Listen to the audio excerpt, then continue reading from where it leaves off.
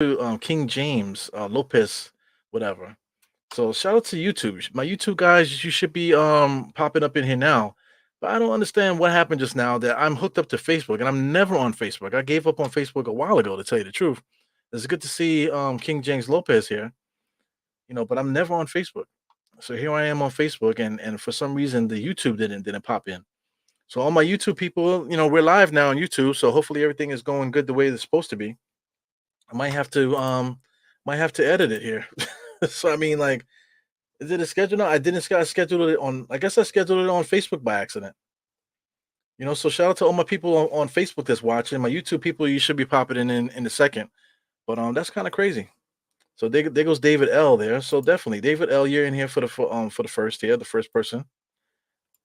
Hey man, so I apologize for that. So I actually set the podcast up for Facebook. It looks like. So I mean, shout out to everybody on Facebook. I haven't seen you guys in a while. So whoever's watching on Facebook, thank you. You know what I'm saying? We're gonna have YouTube guys coming in soon. You get to know those guys. But that whole speech that I just gave, man. If you want to hear the speech, my MLK speech, it's on Facebook. Fuck me, man. Yeah. We're on. Whoever wants to see that big old beautiful message, it's definitely on Facebook. So if you're interested, you go on Facebook and find it, man. But outside of that, we got a couple guys on Facebook taking a look. YouTube guys are definitely rolling in right now. And that fucking shit sucked. That was a beautiful speech, wasn't it? For those that saw it on Facebook, great speech. But it is what it is. Long story short, we got a long way to go.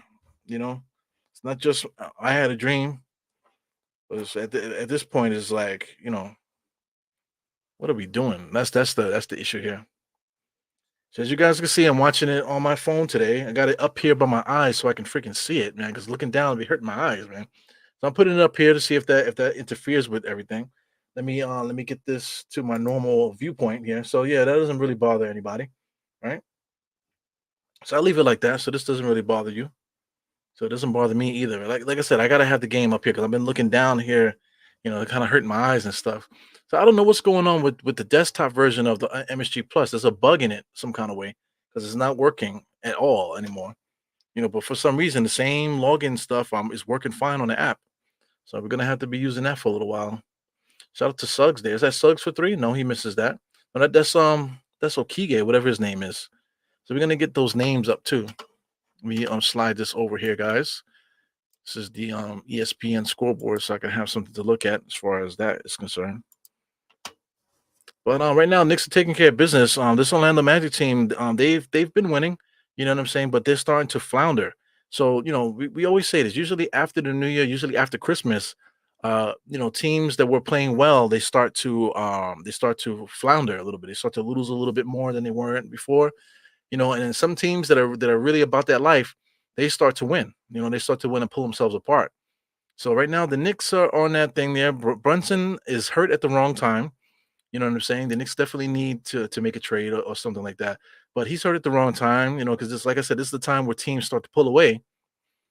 So far, the Knicks lost against we lost against Dallas. They came out firing on us. Memphis tried to do the same thing, but they just didn't have enough talent to do it. Here goes this guy Deuce McBride with a step back jump shot. Like I said, as much stuff as I've been saying about him, that he can't create his own shot. Just now, another step back 3 point shot. That's one thing these young guys can do because RJ could do a step back 3 point shot better than that he can drive or take his man to the basket. Same thing with Deuce. Deuce can't really take his man off the dribble, but he could do a nice step back 3 point shot. That has to do with all that coaching and stuff like that. Those super trainers, as DiVincenzo just lets that 3 point shot go. No good. Other than Magic trying to take advantage of the fast break there. Banchero over to number five. Number five dribbling. So that's Banchero there. Banchero's doing his dribbling. Mid-range jump shot knocks that down. Yeah, man. So there's quite a few new guys here. So I mean, Kike was I think he played the last time started. This also guy, this Goga's another guy that started the last time we played them. They beat us, man. There's other dude, Houston, Khalib Halston, and he also started the last game if I'm not mistaken. Look at Deuce again with another three. Kind of just launched that too early. So here goes Orlando Magic. They haven't really scored much the last few minutes, but here they go. Deuce with a nice steal. Wow, he's fighting for his life there. What are they going to call that? They're going to call that a foul on Deuce. So I mean, foul on number two. You see the referee put the two fingers up. Good defense by Deuce, man. One thing about him, it would be nice to really sick him on team on certain players. Because you believe in his defense. So guys that can't really dribble and stuff like that, you really need to pounce on those guys and force them to do something. If there's anybody going to do that, definitely McBride is one of those guys. DiVincenzo also. Sick them on those guys. We have good defenders that we can sick them on ball handlers and get that ball out their hands. So Knicks are making some substitutions. Orlando Magic staying the same. So we got Josh Hart just came into the game now. Hartenstein. OG guarding against Branchero. So I'm getting called like crazy by Scam Likely now. See, that's the issue with having using my phone. So I'm gonna have to put it on new do not disturb. So hopefully nobody comes in here that nobody hits me up that needs me to answer their phone. Where's the do not disturb button? There you go. Do not disturb. Because I'm about to be hit up again. I'm getting called again. So it's crazy. Here's Orlando Magic Branchero top of the key there. About the elbow being guarded by Julius. Looking to pass the ball to Suggs. Suggs has it. Suggs reminds me of John Starks a lot. I don't know if you guys get that. Julius left his man to help out there. He's a little bit lost at top of the key. Corner three-point shot made by Houston, I believe. Or Houston, or whatever you want to say. Everybody has some freaky names. I don't know where that came from. So here goes Deuce. Deuce over to Julius. I'm at the 4:10 mark. Julius takes a screen from OG. Julius still holds on to the ball. Trying to get his own post position. Dribble, dribble, dribble. On the inside, left-handed shot. Hartenstein was trying to get the tip in, was out of position. So here goes Orlando Magic. Got a chance to tie it, 18-16. Branchero on the corner, kind of top of the key there, takes a screen, doesn't take it, goes the opposite way. He's at the elbow, dotted line, mid-range jump shot, misses that. Here goes Hart with the rebound. Hart is pushing, looking, gives it over to Deuce. Deuce stops behind the back dribble, gives it over to Julius. Julius fakes a three, comes around a Deuce screen. Julius never takes advantage of anything, man. So what do they call illegal defense? It looks like. So Julius is getting mad at Hartenstein there about that he didn't do something. But at the same time, they're setting screens and stuff, and Julius is not taking advantage of the screens, and he's getting mad at the guys for whatever reason. So maybe they're trying to run something, they're just not doing it. But Julius is going to take the free throw here for the illegal defense here. Sure taking his fucking time, I tell you that much. He knocks that down. So early on in this game here, we got Julius with 1 point. So that's why he's frustrated. 9 minutes into the game, hasn't scored yet. OG got 7. You got Hartenstein with 3. You got McBride with 6, 2 3-pointers, and DiVincenzo with 2. So, Knicks are getting frustrated here. Well, I mean, let's just say Julius is getting frustrated. On the other side, you got Kike with 2 3-point shots and 1. So he has 9 points. Branchero got 6. He's about to get some free throws coming up. So I'm a little bit behind. About damn near 30 seconds behind. So I'm gonna have to fix this in a second as soon as this quarter is over. So I'm at the 3:25 mark. OG is trying to create something. He's blind in one eye too, man. Julius step back 3-point shot with a hand all in his face, misses it front of the rim. Bad shot by Julius. Here goes Branchero coming down. Branchero all the way to the basket. Nice and easy. Makes a right-handed layup off the glass. So here goes Julius trying to get the ball up. Gets it to Josh Hart left-hand side. So Orlando Magic went on their own little run there. So it was a 10-1 run. So Knicks are going to call timeout here with 3 minutes left, man. So while we're doing that, let me get the stream settled here because I lost a little bit, but all these phone calls here kind of messed me up. And anybody else getting destroyed by all these like scam likely phone calls, man? It's like driving me crazy. I get called all day by these guys. You know what I'm saying? I don't know what the hell's going on. Yeah, man. So shout out to whoever popped up in here. We got David L as always, got him up here while I'm talking. Revenge game. Yeah, man. They kicked their ass last time. They also don't have the Nick Killer, man. You want to talk about Nick Killer? What's his name here? Wagner, one of the Wagner guys. Not is it Mo Wagner? Yes, it's Mo Wagner. No, Mo Wagner is a center. What was the other kid's name? The other kid's name is Wagner also. I can't think of money's name. Oh, France Wagner. France Wagner is a Nick Killer. We don't have nobody that can guard him. You know what I'm saying? Once he's going crazy, then at least Branchero open and the other guys get confidence too. But we definitely don't have anybody that can guard France Wagner. You know what I'm saying? Like now we do. With OG here, OG can guard France Wagner now. But before it was RJ. And France Wagner was kicking our ass, man. Wendell Carter Jr. is available to play, so expect him to get out there.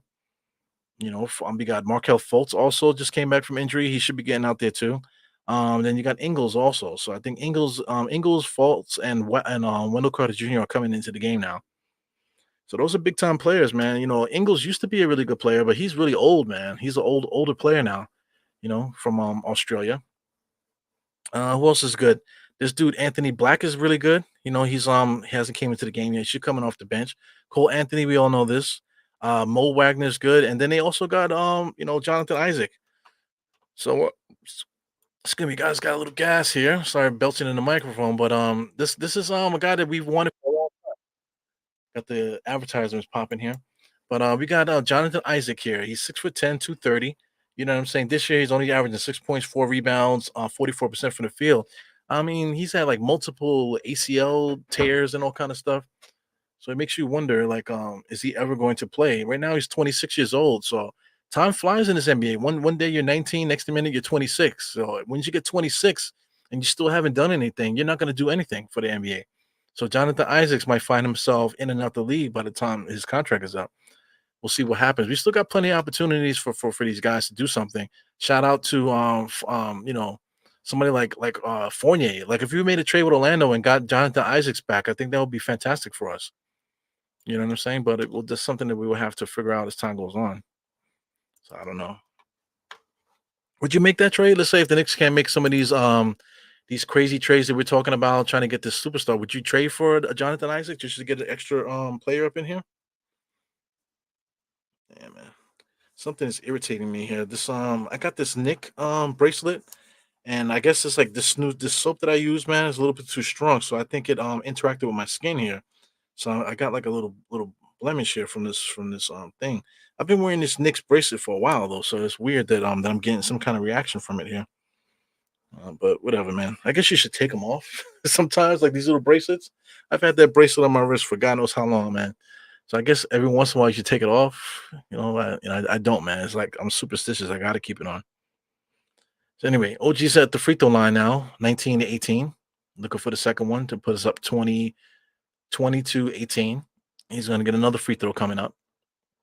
So to make it 21-18. So I'm at the 2:58 mark, guys. For those who want to know, it's a little bit better. Before I was like 30 seconds behind. Now I'm a little bit closer.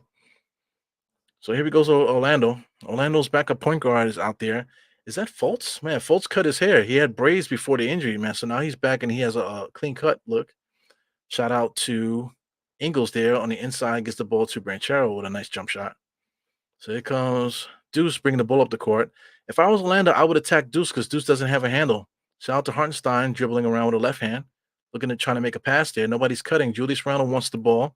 He wants to go one-on-one. He's being guarded by two players, goes to the left, makes a nice little layup off the rim. He misses it. Hartenstein able to rebound. Hartenstein wasn't able to finish it, but Julius is there to get the second offensive rebound to lay that ball up. So this is one of those nights here where our best player, Julius Randle, can't get it going again. So here goes Fultz over to Branchero again for three. Got Deuce with the rebound. Deuce is bringing the ball up the court. Look like Julius might have hurt himself there. He's walking gingerly up the court there, looking down. Deuce over to Hartenstein, gives it back to Deuce. Deuce doesn't know how to work a screen. Now he's stuck on an island there being guarded by Ingles, kicks it out to Josh Hart. So it looks like we're going to get a substitution here for Julius Randle. He definitely tweaked his knee or something. So I see Julius there. He's definitely hurting. Something's going on with his knee. It looked like he jammed it right there. When he came down and dropped his leg, it looked like he might have jammed it. Here he goes up. Okay, so there you go. Steps on the guy's foot, turns his ankle. So his ankle's bothering him there. So I mean, it's tough. Guys jumping around each other. You step on somebody's ankle, man. It's always a problem in basketball. Here goes Julius shooting another illegal defense thing here. So I mean, in today's NBA, it's kind of easy to swindle teams into illegal defense because they like to play zone. So all you got to do is move the ball and move and shift, and you should be able to get an illegal defense every single time down. The way the NBA plays nowadays. I go Hardenstein dribbling too much because there's no movement by the Knicks. Here comes Julius, top of the key there, being guarded by Kike, I believe. Oh no, Wendell Carter Jr. That's number 34. He's back in the game. Offensive rebound by Hartenstein. Deuce McBride in space, don't know what to do, don't know what to do, can't pass, can't do anything, still dribbling too much. 6 seconds on the clock. Now he's can't create space. He has to throw up the shot. No, that's a bad possession by the Knicks. Here comes Ingles. Ingles bringing the ball up the court. He's being guarded by Deuce. So as you can see, like I'm not just talking for no reason, man. Ingles just got fouled at the 3-point line. I don't know if they called a no shot. Might have been foul on the floor, but I know what I'm talking about. This guy Deuce cannot create his own shot. As you can see, he cannot create space. So Deuce is coming out the game here. I'm hopefully Macaulay Flynn comes in. But this guy Deuce cannot create his own shot. Brunson needs to work with him, as a teammate to teammate, or just the Knicks organization in general needs like we're supposed to be developing players. It's like no excuse for McBride not to have any separation skills, man, as a point guard. So now here he is. We paid him an extension, and now he's gonna be used as the backup point guard. And the guy can't create no separation, no lateral movement. He can't drive left. He can't drive right either. He needs a screen. He's like but basically RJ Barrett. Except he's confident. He can hit that three. He can drive and score if he's open. But to ask him to create his own shot or create a shot for somebody else, he can't do it. So substitutions are in here. I see Evil Dante's in the game now. That's Macaulay Flynn. So you see Macaulay Flynn showing love to some of the players there. As a point guard should, make sure you grab the ball and show it love before you come in the game. So we got some Delta commercials. Shout out to everybody in the chat here. We got Holcomb. I see Holcomb popping in. We got Samuel Cortez. We got Aina Grill here. He goes, this guy Ingles just made a sleepy little layup there. He looks old as fuck, man. Look at him walking up the court, giving Josh Hart a lot of room. Julius to Grimes, Grimes to Julius, Julius hot potato, looking to pass it to somebody. He's directing traffic. Hartenstein looking to give it back to Julius. A lot of bumping and grinding there. What are they going to call? They're going to call an illegal screen on Hartenstein, probably because letting that booty hang. Shout out to Rob Bracey in the place. I just noticed you call me Ebro. I get I look like Ebro, man, but Ebro is a little bit too non-handsome. You know what I'm saying? I'm better looking than Ebro, I think. Shout out to the 70. You see 70 thing I'm wearing this today. Excuse me. Shout out to Harlem CEO that's usually in the chat. His brother actually produced these hats here for the Knicks 70th anniversary. So I'm wearing it today, due to just to remind people how long the NBA's been out there since the 40s, right? And 20 years later, Martin Luther King was assassinated. You know what I'm saying? So in the beginning of the NBA, there was no such thing as black people playing in the league. The first non-white person was a Japanese player. Actually played on the Knicks. There goes Julius. Julius is just throwing up shot after shot, just trying to figure out a way to score. Taken away from the team, to tell you the truth. Kind of being a little bit too selfish there. So he's 1 for 7. He put up bullshit shot after bullshit shot. 23 seconds here to end the first quarter. But yeah, man, that's one thing that we got to remember too with MLK Day. Not just remember that he had a dream. We got to remember this fucking country is racist like a motherfucker. You know what I'm saying? Especially during that time, he got assassinated due to his beliefs and stuff. And I think that needs to be said more than I had a dream and what he meant for this, that, and the other. Now let's talk about he got killed due to the civil rights movement. Okay, he got killed because he was a leader during the civil rights movement, and he was assassinated by the U.S. government. You know what I'm saying? The U.S. government actually paid King's family. You know what I'm saying? Acknowledge some kind of responsibility for it. You know what I'm trying to say? So it is what it is with that. So I mean, like I said, remembering the guy for all the good things that he did, but we got to remember why the fuck he was doing that shit for. It's not just because he was doing it because he was a nice guy. He was doing it because the United States was fucked up. Okay, and it still is in so many ways, differently. You know what I'm saying? Well, that's the little things that we got to remember about what happened. He was assassinated. He just wasn't a nice guy. That we're gonna remember him for being a nice guy. No, we got to remember him because he got killed. Trying to stop the racism in this United States. Things wouldn't even be the way that they are now if it wasn't for people like MLK, because he wasn't the only one. You know what I'm saying? You give me one MLK and I'll give you like 100 other freedom fighters out there that lost their lives or lost their freedom and whatever, just to make us talk shit here on the internet, for free. You know what I'm saying? Without being persecuted by opposite races or whatever the hell. So that goes without saying. Just reiterating some of the stuff that I said before. Shout out to Rob Bracey. Knicks Live is here. What's good? Salute. Is it me? Does Julius look adobe? Dope while working down the court. Yeah, man, he's looking for his own shot. Shout out to Brunson. Brunson makes it fun for him. You know what I'm saying? So now that oh brother, so now that Brunson is hurt, like Julius has to create his own shots now. Yeah, man. So shout out to Brunson. Brunson is the one that makes the drink stir for the Knicks, man. So I gotta plug my little charger in here, guys.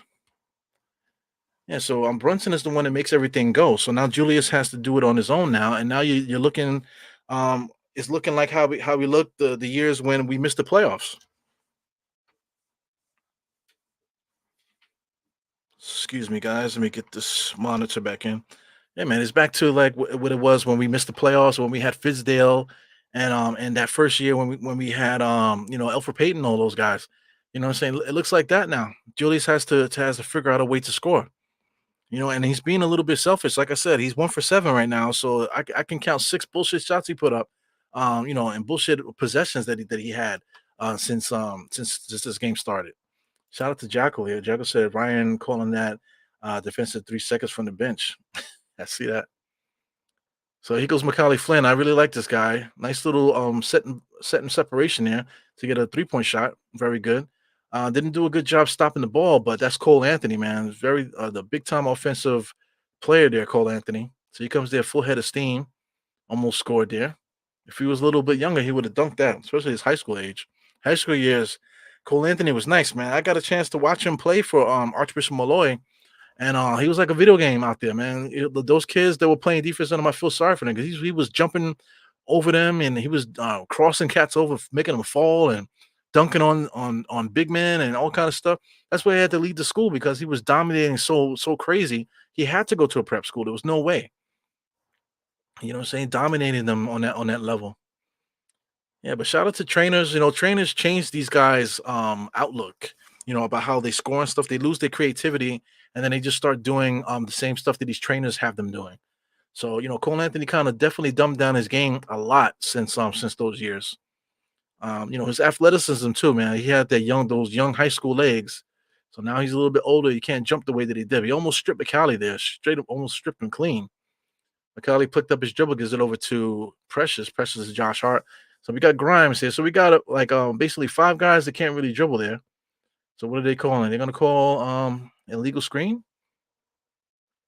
I don't know what they call there, but it's a turnover for the Knicks. Tom Thibodeau's like, "What the fuck are we doing?" Shout out to Rod Smith. Yep. Peace. Salute. Salute. Salute. Salute. Hope you guys enjoying your day off, huh? Yep. Oh, he goes Isaac Jonathan Isaac there on his first drive to the basket, forcing his way inside. Good defense by the Knicks. Josh Hart bringing the ball up the court, kicks it out to Grimes in the corner for 3, knocks that down. That should be automatic. It should be more automatic.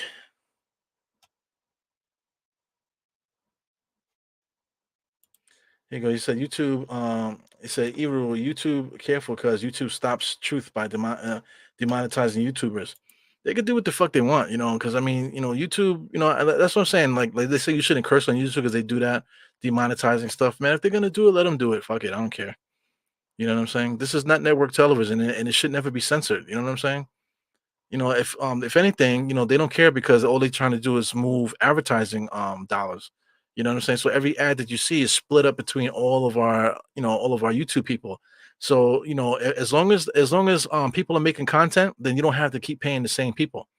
You know what I'm saying? The money gets spread across. So that's the thing. If it was less YouTubers out there, then you have to pay the other guys, and they don't want that.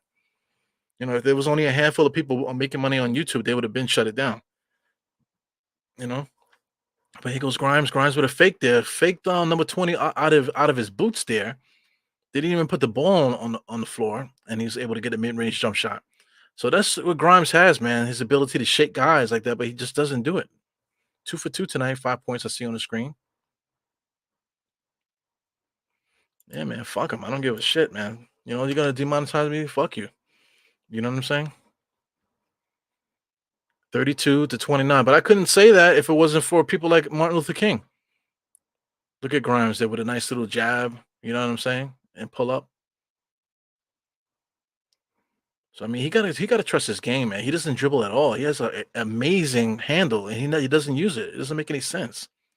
So like a nice little curl play by Cole Anthony, a little video game play there. Curl play around the free throw line and just push the alley oop button through it right to Wendell Carter Jr.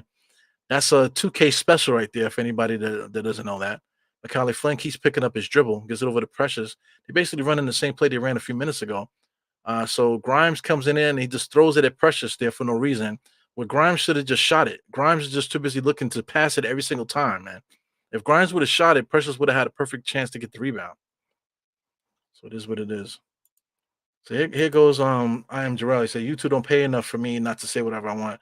That's how I figure about it. I'm not gonna conform myself to make continue to make pennies. Like I'll keep it a buck with you guys. Right now, I'm not making shit to tell you the truth. You know what I'm saying? I think finally gonna get a YouTube payment coming up soon this month. But it's been a while since I got paid because I kind of like took a break from YouTubing for a little while, and that kind of killed my algorithm. Then on top of that, I'm not as busy as I was, So I've definitely lost the algorithm a little bit because I'm really just doing watch alongs at the moment. You know what I'm saying? So it is what it is. Time changes, things get slow or whatever, depending on what's going on in your life, right? But the most I've ever gotten in a month was like $200 something. I think I got in a month like 200 and maybe 270 something. I gotta look at my numbers. I think might have got 200 something, 270 something dollars in one month one time. And that was when I can walk into on a YouTube stream and get like 2,000 people in the watching. You know what I'm saying? 1,000 people, sometimes in the fucking chat. You know what I'm saying? Sometimes the views would be crazy. I would have 5,000 views, 7,000, but usually around 1.5 thousand to 2,000 views every single video. You know what I'm saying? So at that time, when it rolling at that when I was at the highest, I was only getting 270 something dollars a month. And that's me. I was putting out a lot of content and a lot of people were showing up to watch. Right now I'm getting a fraction of that. You know what I'm saying? So what is 270 something dollars a month? Times that by 10, what are we talking about? $2,000 a year? You know what I'm saying? So I don't think I've ever made $2,000 a year on YouTube. You know what I'm saying? I don't think I've made 2,000. Or maybe I did. I got to check my numbers. But like I said, the most I made in a month is 270 something. So I mean, I'm not feeding nobody with that shit. Advertising money and stuff like that, you have to like fight for advertisements. You got to want to sell products and all kind of stuff, man. But you got to keep your integrity. That's what I think. Do it for how you love it. As I'm talking, that's the reason I'm talking. There's not really much happening. Orlando Magic took the lead, 34 to 31, but not much is happening now. Orlando Magic is quietly starting to creep up here. So I just missed him at 34. I'm at 34-31 right now with 8 minutes and 28 seconds there. But Joe Ingles just got a nice little layup there off an inbounds pass.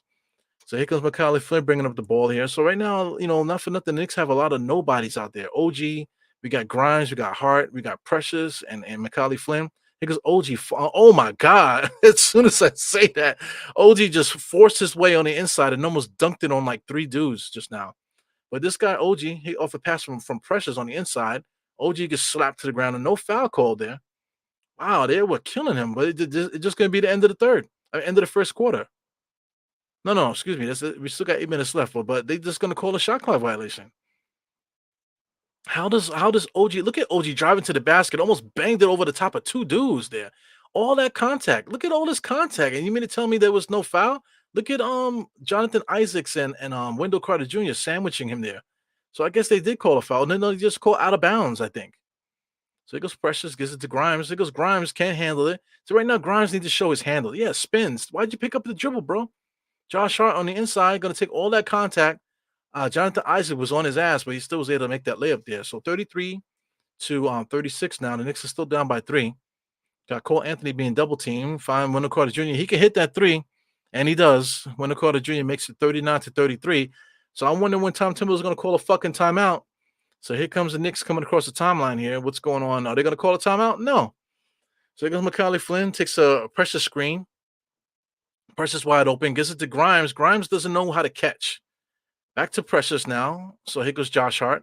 Precious decides to do his own thing, pushes off, and makes a nice little right-handed floater at the dotted line. Excuse me, 35 to 39. So I mean, this guy Grimes, he's already looking to pass, before he can even catch the ball. Here goes Grimes playing good defense here against Fultz, I believe, right? Goes across the screen, pressures got caught off a little bit. Wendell Carter Jr. with a nice little hump dump and hook shot there. Macaulay Flynn inbounds to Josh Hart, full head of steam, and Josh Hart just loses the ball. And they call a foul there. It's crazy, man. I don't know what's going on with these referees today. But Tom Thibodeau's finally calling a timeout. I was like, what the hell? When is it taking you so long to make this timeout call here? Scrolling down here. Shout out to Kev Rodriguez. So we got a couple people in Facebook. Like I said, I haven't broadcast on a Facebook in a long time. So Facebook is looking now. Shout out to everybody that's popping in. I know there was a lot of Filipino fans watching on Facebook when I had it on there. But I haven't used Facebook, man, because guys weren't really contributing on Facebook, not really paying attention. I tend to think that there's different kind of people that watch on Twitter, that watch on Facebook, that watch on YouTube. They're all different people. People use each form of social media differently, so that's something to think about for anybody that's looking to stream. You know what I'm saying? So I am getting not I'm not getting much love, but I'm getting a little bit of love from Facebook right now. I got a couple likes here from thumbs up from Facebook. So if anybody's watching on Facebook, please contribute to the chat because I can see. Obviously, Kevin Rodriguez is watching. So if you're watching on Facebook, please use the chat. Because I will highlight you on the chat. Shout out to Bobby Santiago in the place to be. And me and Bobby Santiago, we follow each other on Instagram now, so that's pretty cool. You know, we need a real backup facilitator. Absolutely. Macaulay Flynn, I was praising him the last game, but he's been picking up his dribble. Shout out to Grimes too. Grimes picks up his dribble. Grimes is looking to pass before he can even do anything. He can't even catch the ball because he's already thinking about passing it.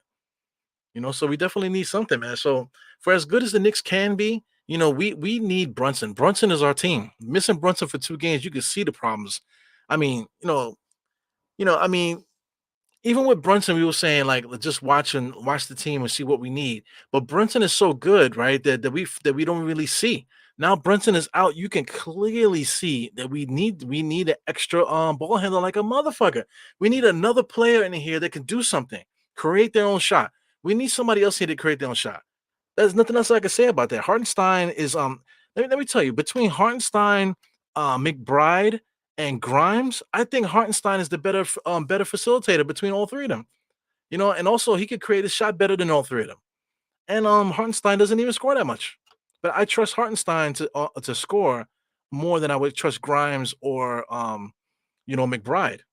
Even though McBride can shoot that three, Grimes can shoot the three too. But as far as creating and being a facilitator, I trust Hartenstein more than our guards. And that's a damn shame. That's a damn shame. So I mean it's a glaring need. Shout out to DiVincenzo. He's more of a shooter, not really a facilitator, even though he can. Josh Hart is a better facilitator than our point guards. So I mean, we got to figure something out. We have to make a trade. There's nothing else that we could say about it. I see. Oh, look at Macaulay Flynn all the way to the basket there. He ends up getting fouled. So he might have hurt himself there. He ends up getting fouled just now there. So we're gonna get some free throws from him. So we have a young lady here. If anybody could tell me, I didn't notice what was her name and why are they interviewing her? Let me turn it up. I have developed young people to take on the leadership of this great organization and to move this country forward. Okay, so I mean she's probably like has her own company giving back to the community and stuff like that. So they're talking to her. So if you can get the name for me, guys, let me know. So I can shout out what's happening here. But good to see the Knicks doing that. We have a really good broadcasting team with MSG, and they do a good job of interviewing people on the sideline and just everything having to do with the broadcasts, and just really good what the Knicks do. Best in the business because I've been traveling watching games in the NBA, and it's horrible to watch other teams broadcast games, man. Anyway, Macaulay Flynn on the corner there tries to get to the Julius double team immediately shows up, but then they run away. It's weird. OG in the corner there gives it over to Hartenstein on the elbow. Oh, good! Oh my God! Simple basketball, man. OG had it in the corner, gave it to Hartenstein, gave his defender a little jab, and then cut to the basket. And Hartenstein found him wide open for a dunk, man. Simple basketball, nothing crazy about it. That's simple. Like one of the first things that you learn as a kid playing basketball, going back door like that. Excellent play by the Knicks there. So here goes Fultz comes around the screen, pulls up right over Hartenstein. Hartenstein, good defense there. Josh Hart snatches that rebound down. He pushes. Look, Josh Hart is our point guard, all the way to the basket, finishing strong off the rim. He's literally our facilitator. But we actually had him play in power forward to start the year. What the hell were we thinking?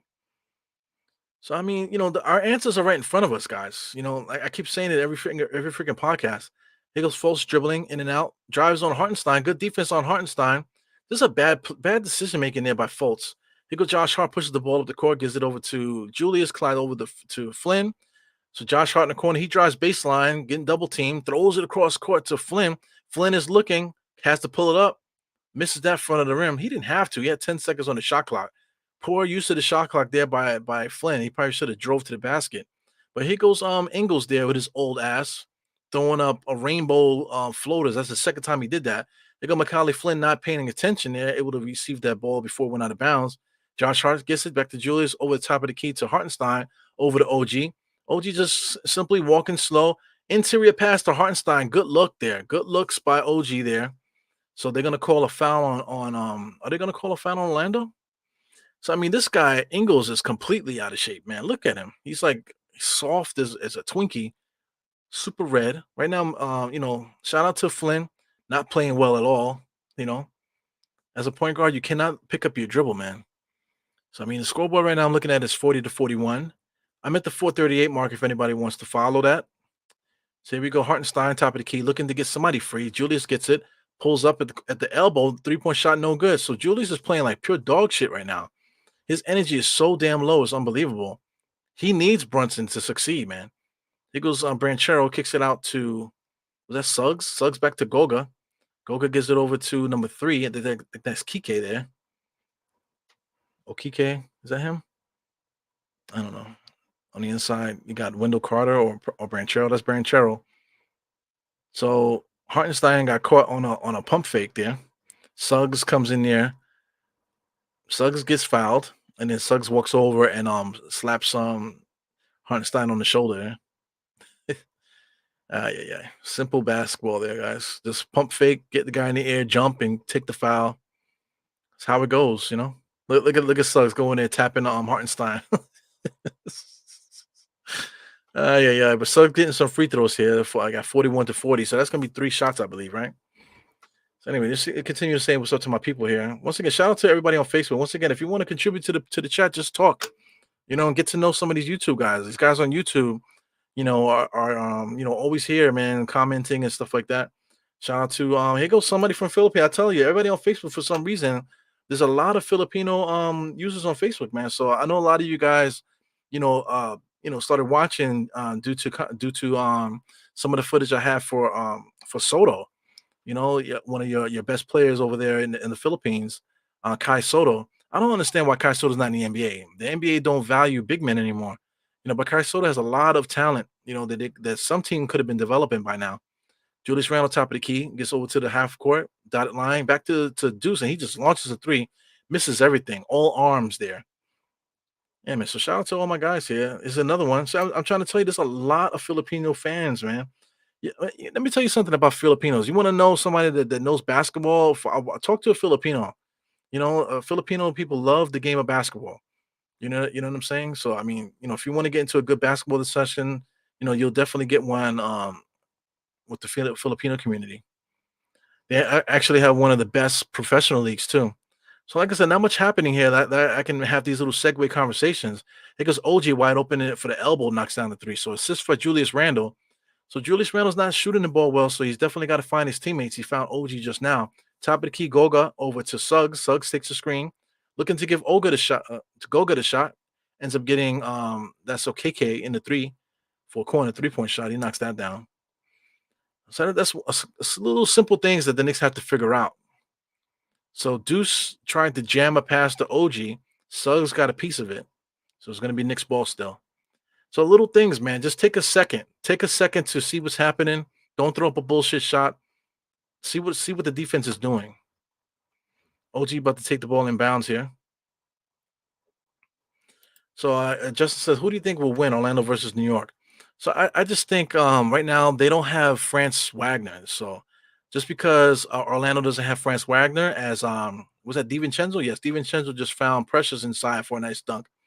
So simply just because they don't have France Wagner, I don't think Orlando has the firepower to beat us. France Wagner definitely does everything for Orlando, especially matchup wise, as he was getting killed by him. But OG right now, OG would have been guarding France, so I think he would have held him down a little bit. But just I don't know because I mean Orlando is very deep also. Yeah, I don't want to diss Orlando, but Orlando it hasn't been playing as sharp as they've been playing it in the beginning of the season. So I mean, right now Orlando's 21-18. They've definitely been floundering. They're 8-13 away, so the chances are them winning this game is pretty low just simply because of that. So I think the Knicks should be able to win. The Knicks are actually 11-4 at home. So nice little homestand. We got 4 games here. So if we could take care of business here on a Monday and beat Orlando, that's good for us, man. So I think we should be able to win because I mean we want to talk about firepower. They got Branchero, they got Suggs, they got Wendell Carter Jr. He could score. Cole Anthony he could score. Excuse me, Ingles can score. A couple other guys too. Jonathan Isaacs he could score too. Fultz is another guy. So they got quite a few guys that if they can get it popping, they can really put some points on the board and they can run the floor and play defense and all that stuff too. But on the other side, the Knicks, I think we don't turn the ball over much. So right now we have 3 turnovers, which is good. Orlando, they have 3 turnovers as well. But we don't turn the ball over too much. We can really lock up on defense as a team. We got like every single player we put out there could play defense. I don't know about Macaulay Flynn, but everybody else, we got basically 9 guys at all times that could lock up on defense. You know what I'm saying? So once those guys start making little threes here and there, we get some bench support or just some like support in general from somebody outside of Julius Randle, we should be able to smoke this team. And right now, Julius Randle is 1 for 8 and only has 4 points, not playing his best offensive game. But if he was playing a good offensive game, we will be knocking Orlando Magic out right now, at least by double figures. So I think the Knicks should be able to win this game. The one thing we just like with any team, we just cannot allow Orlando Magic to get any confidence. That's the problem.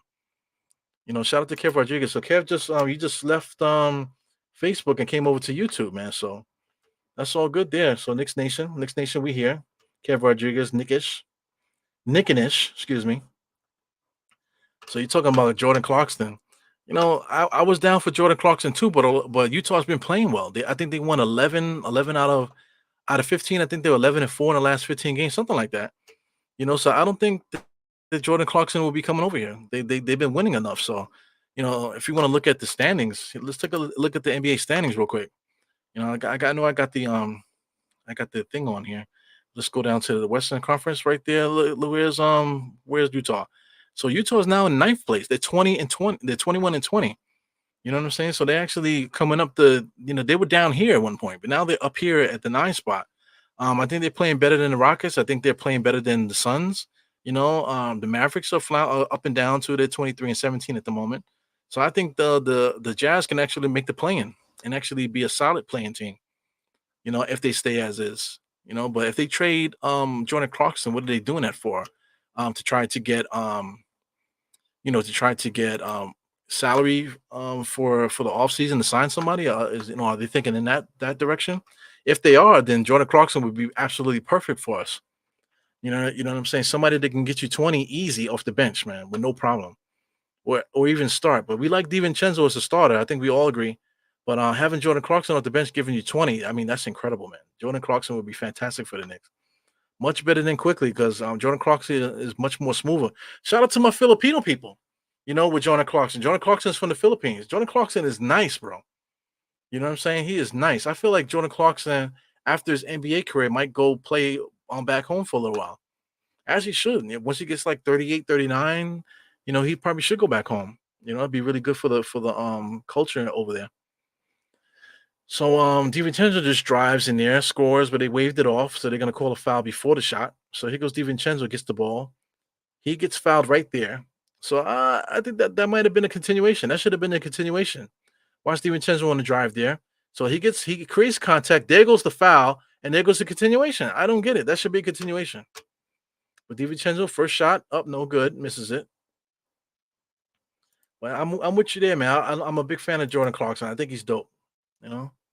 Shout out to Mega. He's a beast. No Brunson today, yeah, man. Shout out to Dwayne. Orlando Magic always plays the Knicks tough. Yep, they definitely play us tough, but they don't have their engine. Just like the Knicks don't have their engine. We don't got Brunson. They don't have Franz Wagner. Franz Wagner is their engine. He is really good. Like I'm hating on them that they have a guy like that. Oh my God, Knicks got lost on defense there. You got was that Houston just now? Just missed a wide open 3-point shot in the corner. So here goes Julius bringing the ball up the court. Has anybody bought a pair of Skechers yet? Because DiVincenzo comes around the screen there. He drives all the way to the basket. Nice extended hand with the right hand off the glass. Really good there. Has anybody bought a pair of Skechers yet?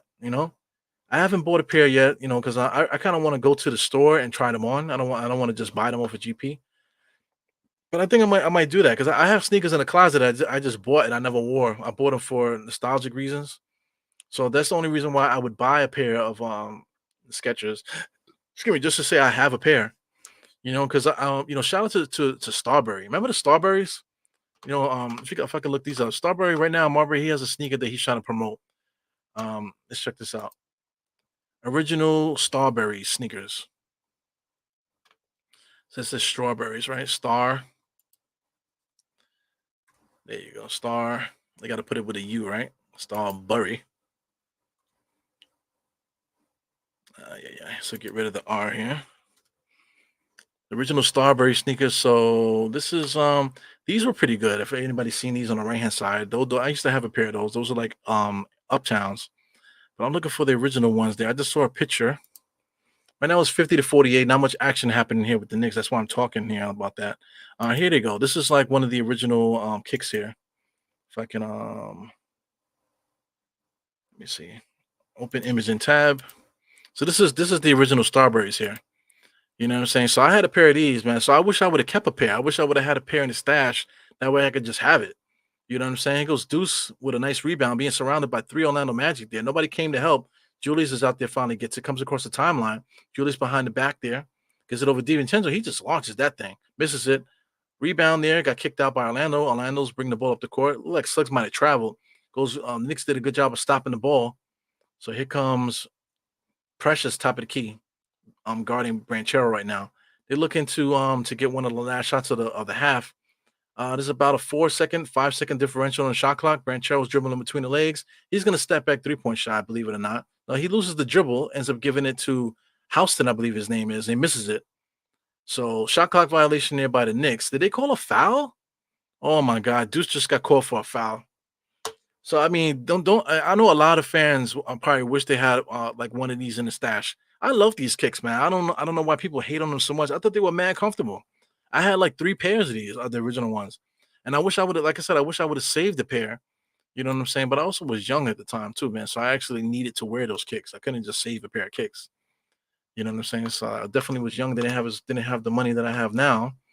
You know what I'm saying? As a younger gentleman, so I wish I would have had a pair of those just to keep them. But that's the way I'm looking at it when it comes to these sketches. I would love to get a pair just to have. You know what I'm saying? I know that's kind of shout out to MLK Day, man. Could you imagine like somebody like me being able to just keep stuff like that? While we at it, man. It's a full game watch along. I do this for every single game. For those that don't know, there's quite a few people that popped in from Facebook that took a look here. Shout out to everyone that came in on Facebook. But you guys came in to take a look. I do full game watch along for every single game. As you see, I give it up the same way. I talk about all kind of stuff. I give it up as raw and as real as possible. You know what I'm saying? If you want something a little bit more professional, if you want me to have like branding t-shirts and all this other stuff and talk like this. If you would like me to talk this way, then it's just not gonna happen on this channel. You know what I'm saying? You should probably find another channel. But if you want someone that's gonna talk to you as if me and you sitting watching the game together, this is what it is here. Die Hard Knicks. Shout out to Mega. Mega always salutes. Definitely always good to have him on here. So the Facebook page, the same thing. Die Hard Knicks all across the board. Die Hard Knicks everywhere. Die Hard Knicks on Instagram. Die Hard Knicks on Twitter. Die Hard Knicks on Twitter is Die Hard Knicks PC. So I guess I could put this in here. For some reason, StreamYard has been hating on sharing sharing URLs, man. So here it goes, and to see if this goes through. I see. Look, it's taking forever for it to register. But yeah, so this is for you guys here. If you would like to check me out on Twitter, I'm always commenting on Twitter, talking about the same shit that I talk now on the show. I talk on Twitter. So if you would like to interact with me on Twitter, that's probably the best place to do it. Instagram and TikTok, I tend to post reels every once in a while, reels and just TikToks and stuff like that. Various funny shit or whatever little small thing that I would like to talk about. I'll post it on a short. You know what I'm saying? So if you want to see some of the things that I posted, you can check that out on Instagram and also TikTok as well. But that's the Twitter there, man. So generally, if you want to talk to me direct, follow me on Twitter. You could definitely talk some shit on there. So I had an all pair. The all blacks strawberries was the best. I had a pair of white strawberries. I tagged them up real bad. I tagged them up big time. So but they wore out and I got rid of them. But the black ones, I had two pairs of black of the original black strawberries, man. Those were dope, man. You know what I'm saying? I've actually talked with Starberry online quite a few times about that. And he keeps saying that he's trying to buy the rights for it, or he does have the rights for it, and he's like waiting for the right time to bring them back. Yeah. So I mean, sketches are good, man. My kids love sketches. They like sketches because sketches have a lot of kicks that you don't need to tie up. So my kids love sketches, and they have their shoes kind of look like uh Sonic sneakers. So the Knicks are up by two here. We're about to get the last shot here. Deuce with a 3-point shot at the end here. DiVincenzo up there getting some exercise, dunking in the rebound, but it doesn't count. So it's on 52-50. Yeah, man. So my kids love Skechers because they make a lot of cool sneakers that don't require tying up. They have a lot of laceless, not laceless, but they have sneakers with laces, but you don't need to tie them. So they're a hit with kids too. Definitely cool new designs and colors and things like that. So that they're always gonna have a staple. Skechers, especially work boots. If you work in construction or do jobs that require what do you call it, composite toe shoes and stuff like that, Skechers might make the best work boots out there. What I'm saying, as far as comfortability. So I have had quite a few Sketcher boots, man. I kind of need to go take a look and see what they have. But Skechers makes really good boots for if you need boots with a certain spec, whatever, they definitely make great boots, man. So this is the merch link. So Bobby Santiago wants the merch link. So merch link, there's no merch link, man. Everything is Die Hard Knicks. So if you type in Die Hard Knicks, it should come up. But sometimes when you type it into the thing here, it doesn't work sometimes. I don't understand. But type in diehardknicks.com. There it goes. Diehardknicks.com. Sometimes for some reason the website doesn't pump the thing up fast enough. Maybe it has to do with cookies or whatever the fuck. I don't know what's going on with that. But for some reason the Die Hard Knicks tab doesn't come up the way as fast as it should. You know what I'm saying? So there it goes there. As you guys can see, it's loading. Tapping, tapping. So whenever it pops up, it'll pop up. Let me see if I can click it this way. So there he goes. So I think that has to do with the cookies. So I'm using Spreadshop's page there to advertise it. But this is the merch site here. Just go to diehardknicks.com, or if you want to go directly, because sometimes the website doesn't pump through for some reason. I'll do the copy there, post it into the chat for anybody that wants any merch. Same thing, man. I like to collect merch too. I have merch from various different podcasts, and I just got it in the stash. You know what I'm saying? This is some of the designs that I have here. I also had a Marvel podcast that I was trying to do, but just I haven't had time to do it. I think I'm still gonna do it. But I'm waiting to figure out when I'm gonna be able to do that. Quite a few designs. Uh, this is the more one of the more newer ones here.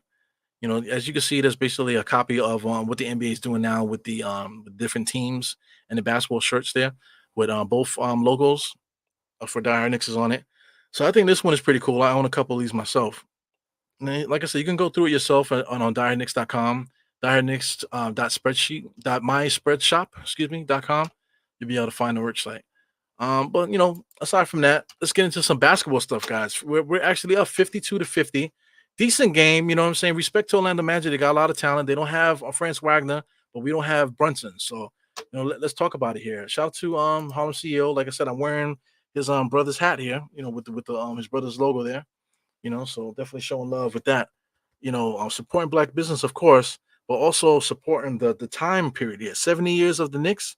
So I mean, 70 years ago, there was no such thing as black people playing basketball. So Martin Luther King had to lose his life in order to create integration. When was the first?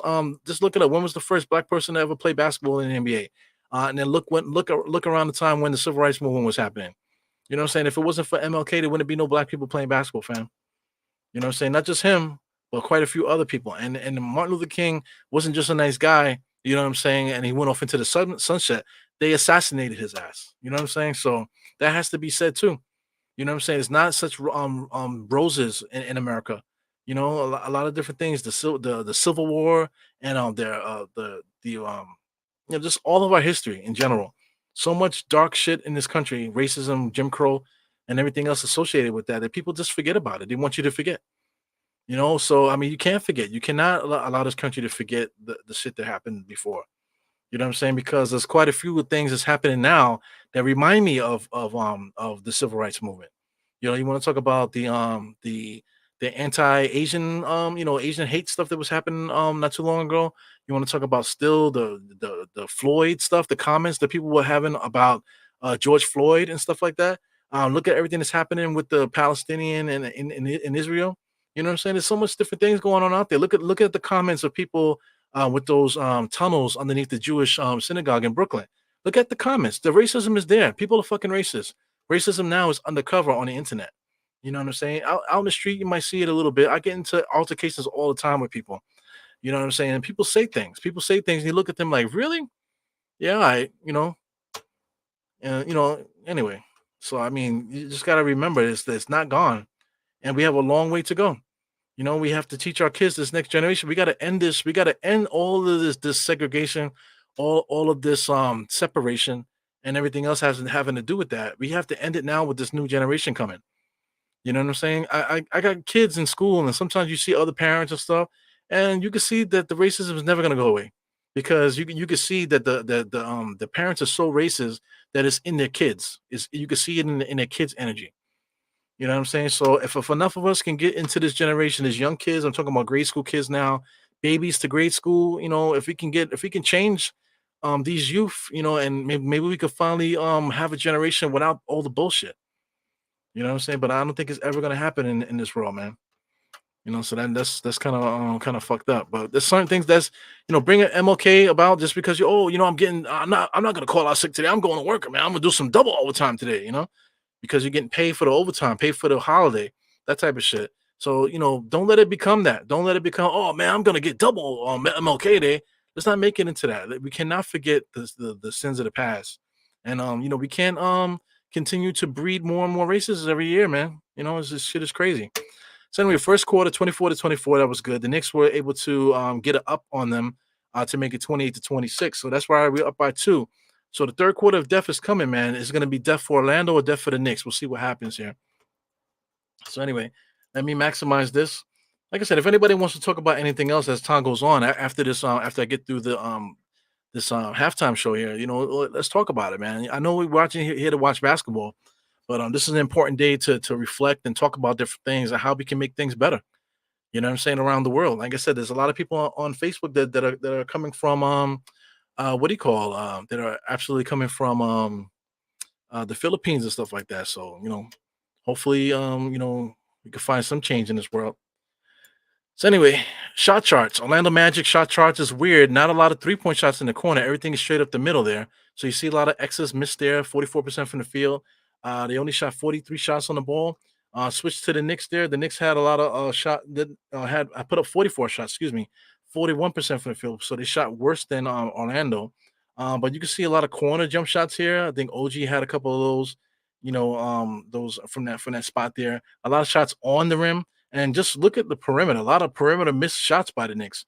So there's been a weird game, man. Both shot charts look weird, especially for the Knicks. The Knicks shot chart doesn't look the same.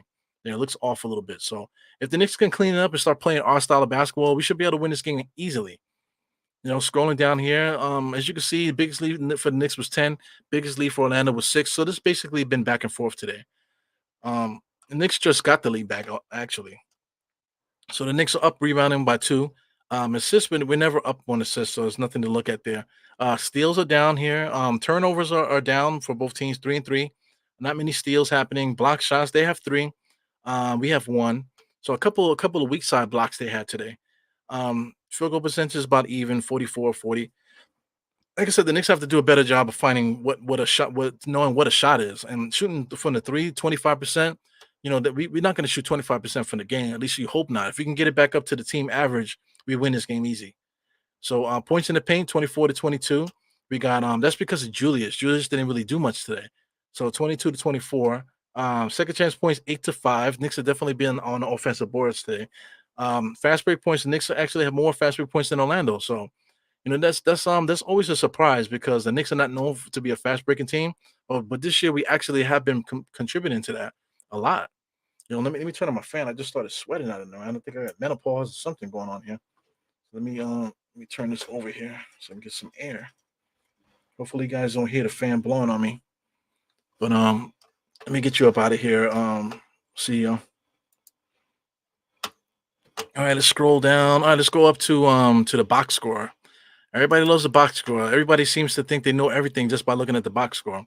Let's take a look at what happened here stat wise. You got Banchero with 9 points, 3 and 2 there with the rebounds and assists. Houston is not really a known player that scores a lot. Let's see what he's done so far this year. They got him listed as a power forward, 6'8", 205 pounds. Not really a power forward. 5 points per game, 1 rebound. So I mean, he hasn't really contributed much this year. He's only really playing right now due to injury. Not the best basketball player. So Goga also is a decent, 5 rebounds, 1 assist. No blocks today, no shenanigans, no points. But he's a solid player. We got Chuma Okike. They got him listed as a shooting guard. He's not a shooting guard. He's a power forward. He's 6'7", 229 pounds, but they got him playing shooting guard now. That's not right. So I mean, here they got him listed as a forward. So this might be a formality there with the box score. But as you can see, 2 points, 2 rebounds, not really doing much right now. But there was like 2 seasons ago before he started getting injuries. He actually was their starting power forward for Orlando and actually playing decent. I know that because I had him on my fantasy team. So he actually was doing stuff for my fantasy team. Today he's actually working. He got 12 points, 3 3-point shots with 3 rebounds. So he's actually contributing today. Suggs is a favorite player of mine, Orlando. He's 0 for 4 today, 0 for 3 from 3, 4 rebounds, 4 assists. He's reminded me of John Starks a lot, Jalen Suggs. Shout out to Joe Ingles, plays like an old white guy. You know what I'm saying? Looks like he needs to retire. Fultz is just coming back from injury, and so is Wendell Carter Jr. Both players haven't really done much. This guy, Wendell Carter, he has 9 points, it says. 9 points. He actually contributed from the field, 4 for 5 from the field, 1 for 2 from three. So he's back now, and that hasn't done anything rebounding or an assist wise. He does have a block shot, but he's brand new back into the game. Cole Anthony's been very quiet, but he does have 2 rebounds, 3 assists. And Jonathan Isaac came through and contributed a little bit. He got 5 points. I believe he had a block shot. Yeah, he had a weak side block shot. He had 2 rebounds. So he's there. So they got a lot of guys that came back from injury. Talking about Jonathan Isaacs, Wendell Carter Jr., Fultz came back from injury. Ingles is now back from injury, kind of. And some of these other guys too, Okike and whatever. A lot of these, there's been a lot of injuries with Orlando. You know what I'm saying? So I don't think they're going to win today. But I mean, it really depends if the Knicks allow these guys to get confidence. We allow some of these guys to get confidence, we're going to be in trouble. But if the Knicks clamp down on defense and if Julius Randle could find his rhythm again in the second half, we should win this game pretty easily, man. So let me scroll back here to bring the graphics back up. 2 more pumps there. Pump it one down, bring it over. There it goes, 52-50. Yeah, once again, I think the Knicks should be able to win this game pretty easily, man. So I'm not really worried too much about what's happening with the Knicks today. Yeah, but it's really important, for to remember about our history, man. If you don't remember our history, do not repeat it. And then, like I said, it just becomes yeah, man, I'm about to give me some overtime today, man. Did you save the holiday, man? Yeah, you got time to save it, all that stuff. You know what I'm saying? You don't want the day to become that MLK Day where people even forget what MLK means. They just want to say MLK Day. And that's it. You always got to remember. Always got to remember, man. So, my man here, asking for the score. There goes the score right there, 52-50. So sometimes the score is up and people are asking for the score. The score is literally right there. Some other games too. This is why I like to use this graphic because you can see scores from other games too. You can see the Washington versus Detroit. Detroit's actually winning that game right now in the third quarter. You got New Orleans Pelicans going against Dallas, and they're beating them by 8. That tells you right there that the Knicks had every shot in the world to beat them the other night. They just allowed Kyrie and Tim Hardaway Jr. to get hot on us, and they decided to start playing in the third and fourth quarter. So if the Knicks didn't allow them to score 44 points in that first, we beat them by 10. You know what I'm saying? So it is what it is. I mean, you can't keep crying over wins and losses. But that was one win that we absolutely should have gotten. In that Dallas game there. Yeah, man. So shout out to everybody in the chat once again. Bo Ishmael in the place. What's up, man? He said New York's skyline still dope. What's up, y'all? Let's go Knicks. Yeah, man. Yeah, New York City skyline is definitely getting overcrowded, man. Now you're talking about on the Jersey side. There's some buildings building up on the Jersey side of the Hudson River. So a lot of people from Jersey, they like to live over there because you can see the skyline from New York. But now they're building new buildings over there that the skyline is getting cloudy a little bit on that side. Not too much though, but a little bit over there in Jersey is at least it's starting to happen now. On the other side, you want to talk about Queens and the Bronx and all that. The Bronx, the South Bronx, they building up the South Bronx, so there's a lot of sky, like not sky rises, but just large apartment buildings on the edge there in the South Bronx that is blocking the view of Manhattan. You know what I'm saying? So that's coming. They're starting to build a waterway there, similar to what's going on the West Side Highway and in the Manhattan. They're basically building the same type of thing on the South Bronx, man, which is good for the neighborhood. Definitely good for the neighborhood. It's definitely going to be a new neighborhood. They're going to have to do eminent domain or just change the zip code and rezoning. They're going to have to rezone. That's what it is. Rezone the area because it's going to become something that our kids are going to be hanging out and playing there when they're in their 20s and stuff. You know what I'm saying? The South Bronx places that Bobby Santiago, we are around the same age, man. That we unless you were from the Bronx, what the hell are you going to the South Bronx for? Shout out to anybody that lives by 138th on in the six. Like, what the hell is the point of going on over there? But now, going over there to 138 on the six, now there's trendy restaurants over there, trendy bars and stuff in that area. You know what I'm saying? So you can walk across the bridge from Harlem and cut right off over into that area and actually have a really good time. You know what I'm saying? With some of the bars and stuff they have over there. Shout out to the what's that? The east side of the Bronx. Also too along the sixth line as well. By you want to say Hunts Point area. In that area where they had nothing but hookers and factories. Now though that's becoming a trendy area. So New York is definitely changing big time. So it's always going to be something different going on in New York City, man. But it's definitely a place that I don't remember. I don't hang out anymore, so the cities don't belong to me anymore. So we got Deuce top of the key taking a screen from Hartenstein, looking. He stops. He definitely pushed off there. They didn't call anything. Goga falls on the floor. Cross court pass to Julius. Julius sets up for the corner three. He knocks that down. So that's a good sign. Julius Randle knocks down his first shot of the other second half here, 55-50. Knicks are up by 5. So Bobby Santiago and cop a hoodie, man. Enjoy, bro. Right now is a good time to get it, man, because you can hide the hoodie if you're gonna go do laundry or anything, gonna help somebody move or something like that. Throw on a Die Hard Knicks hoodie, man, so you don't mess up your good stuff. You know what I'm trying to say? Definitely appreciate it.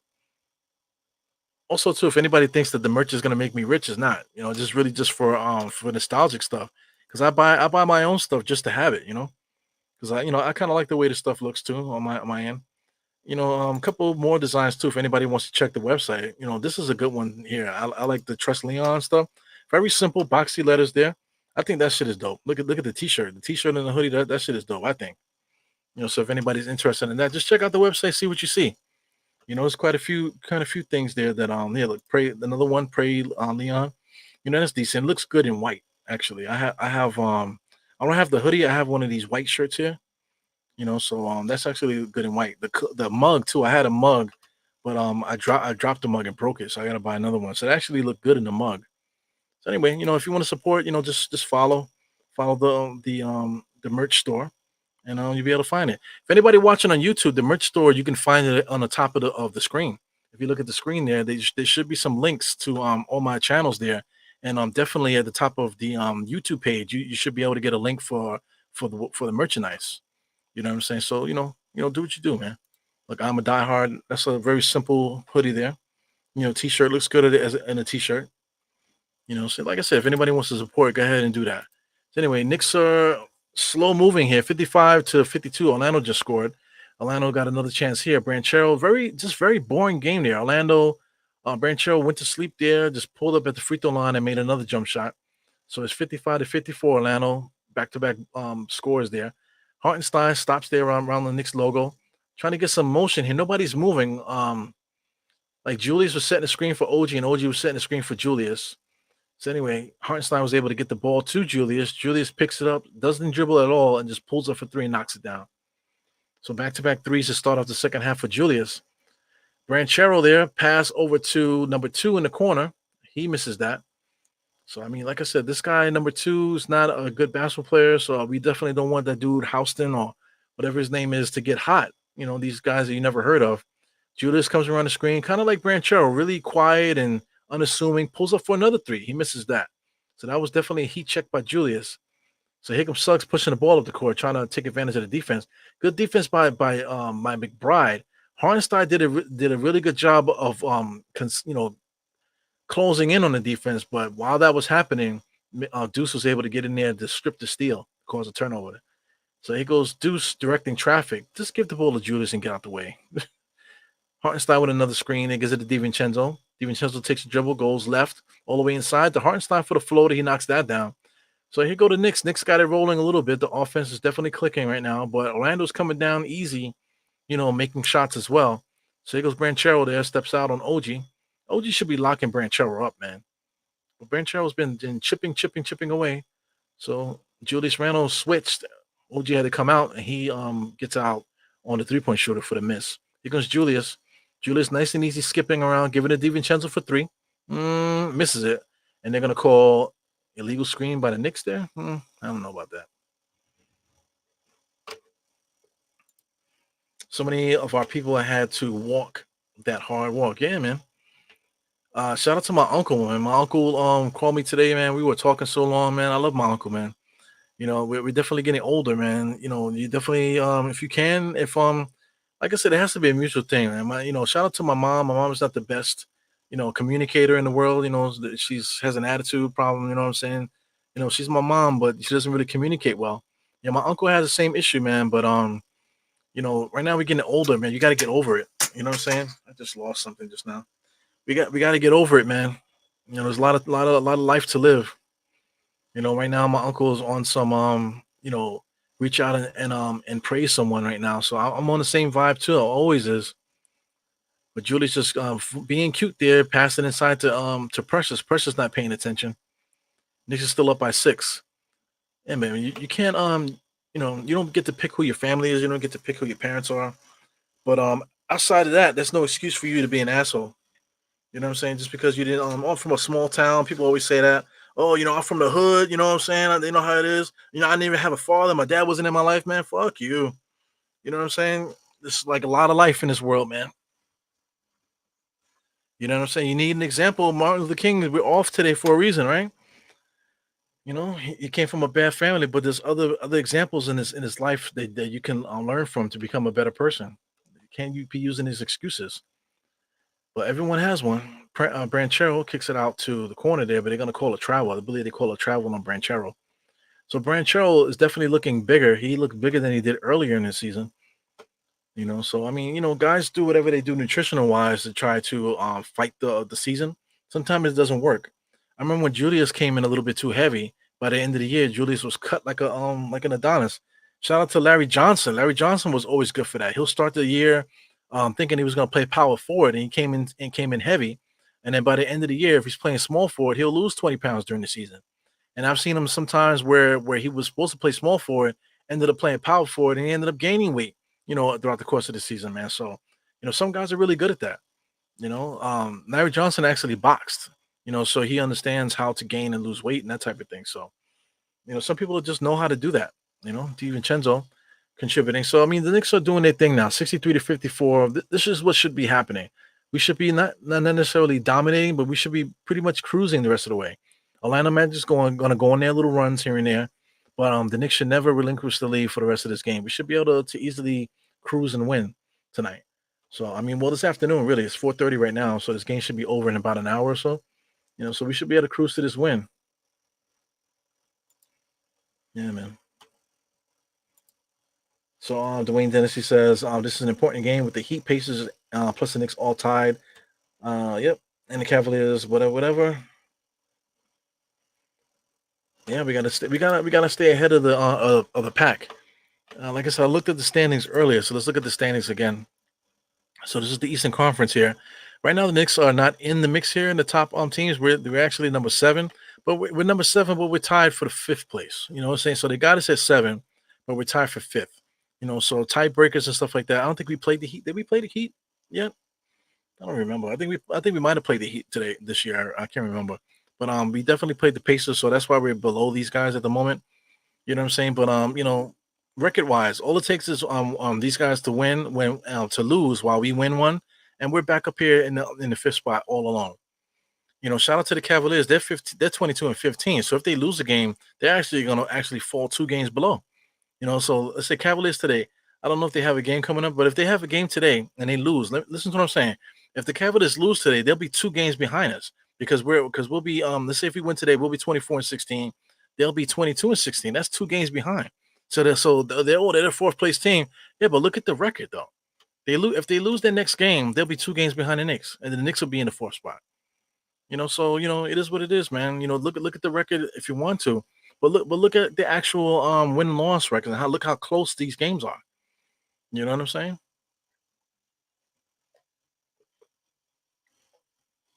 So yeah, man. I think the Knicks are in good shape.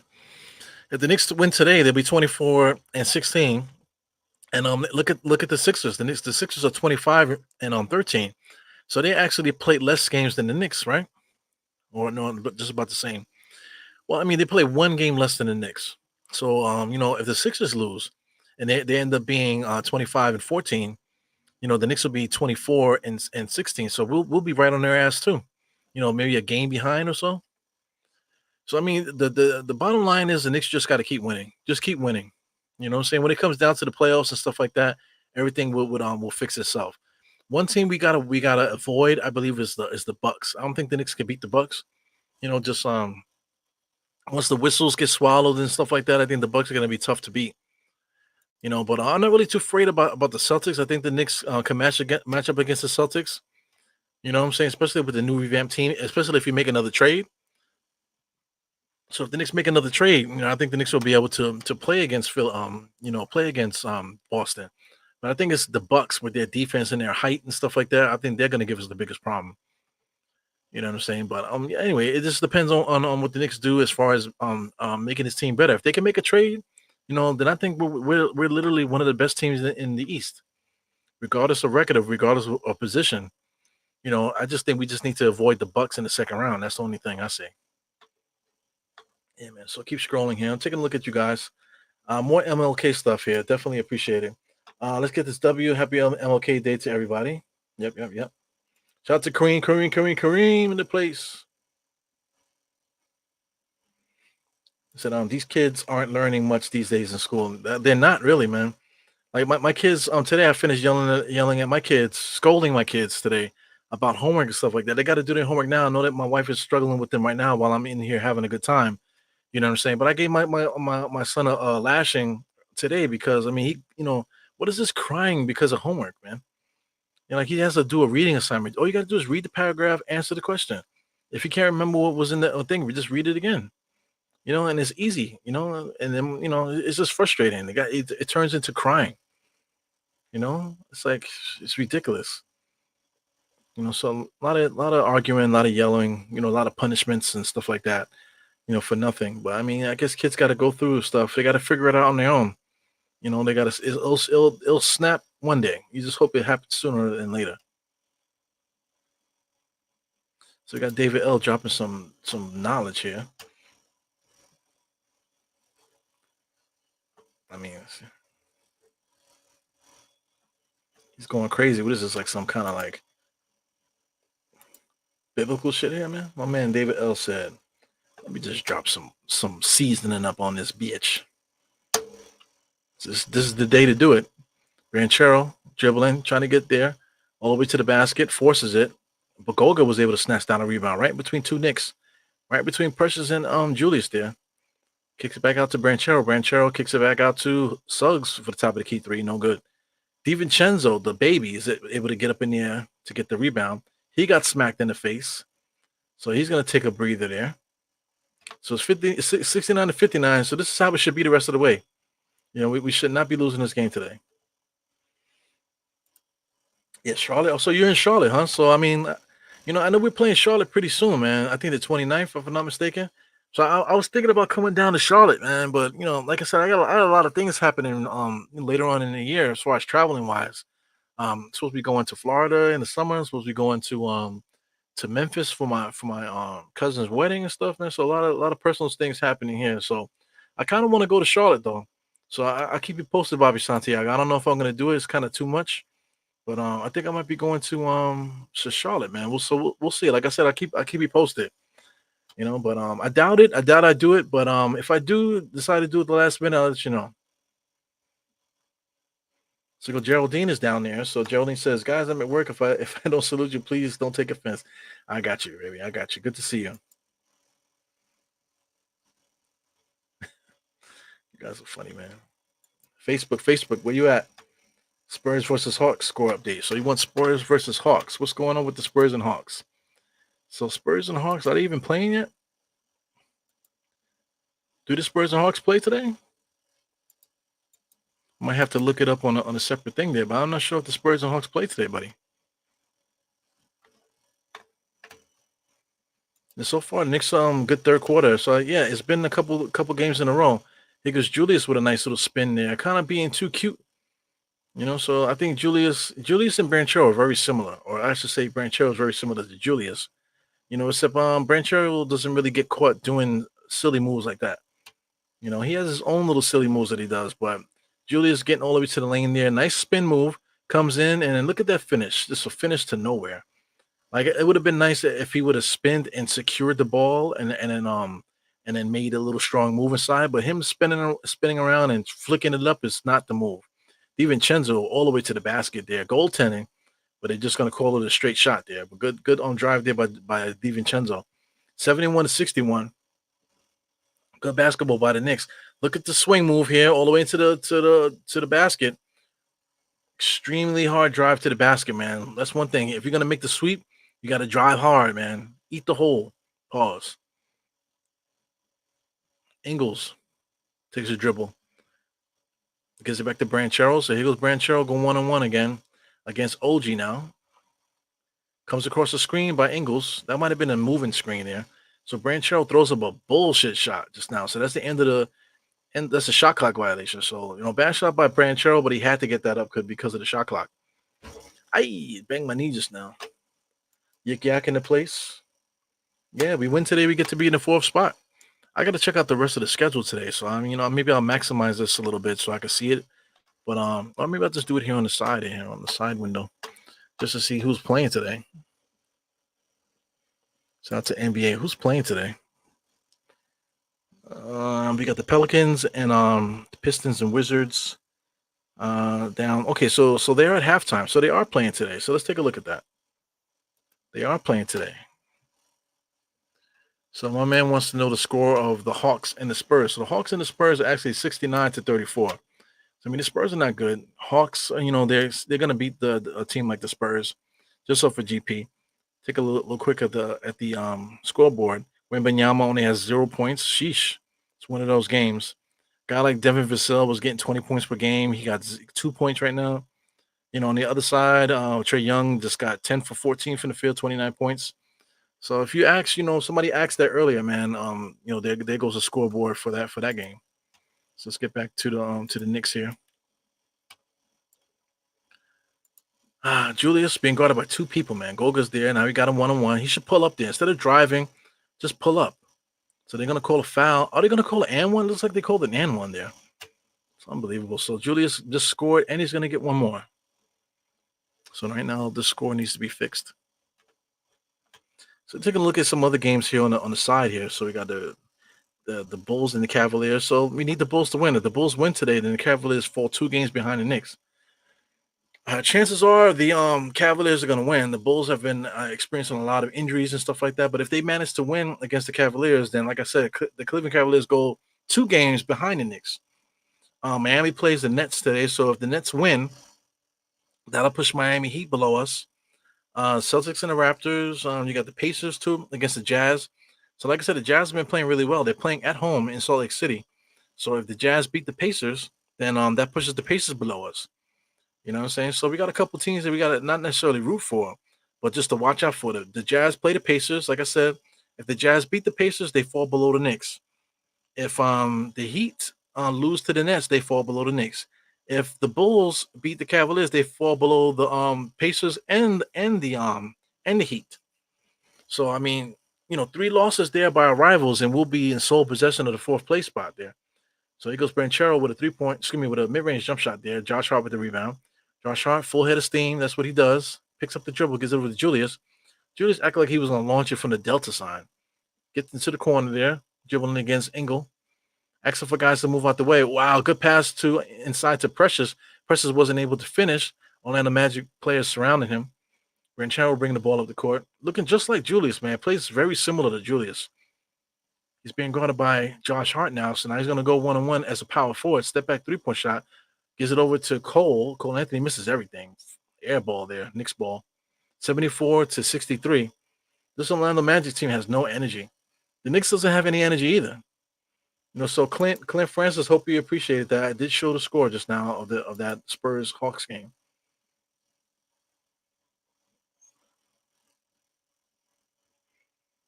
So Sims, he says he wonder why Sims doesn't get playing time. Precious does a better job to tell you the truth. Sims is kind of like wild. Sims, always throwing his body around, never in place at the right time.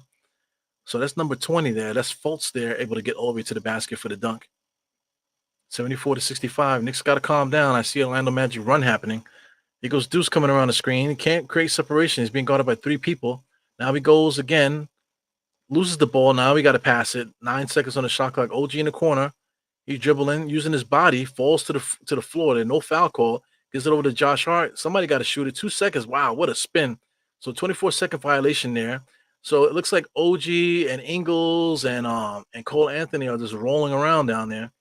So I don't know what's happening. So Ingles is looking to, I don't know. Looks like he's trying to get Felicio over there to OG. I don't know what the hell's going on there. But yeah, Knicks gotta do a better job on defense here. So after this false dunk here, this is like we're now basically in a mini run here by Orlando. So they're gonna go to timeout. Knicks they go into a commercial ad. So let's see what happens here. So Bobby said he'll be in section 224. So I got to make a note of that. Write that down. Just in case last minute I decide to make my way to Charlotte. Section 224 in Charlotte.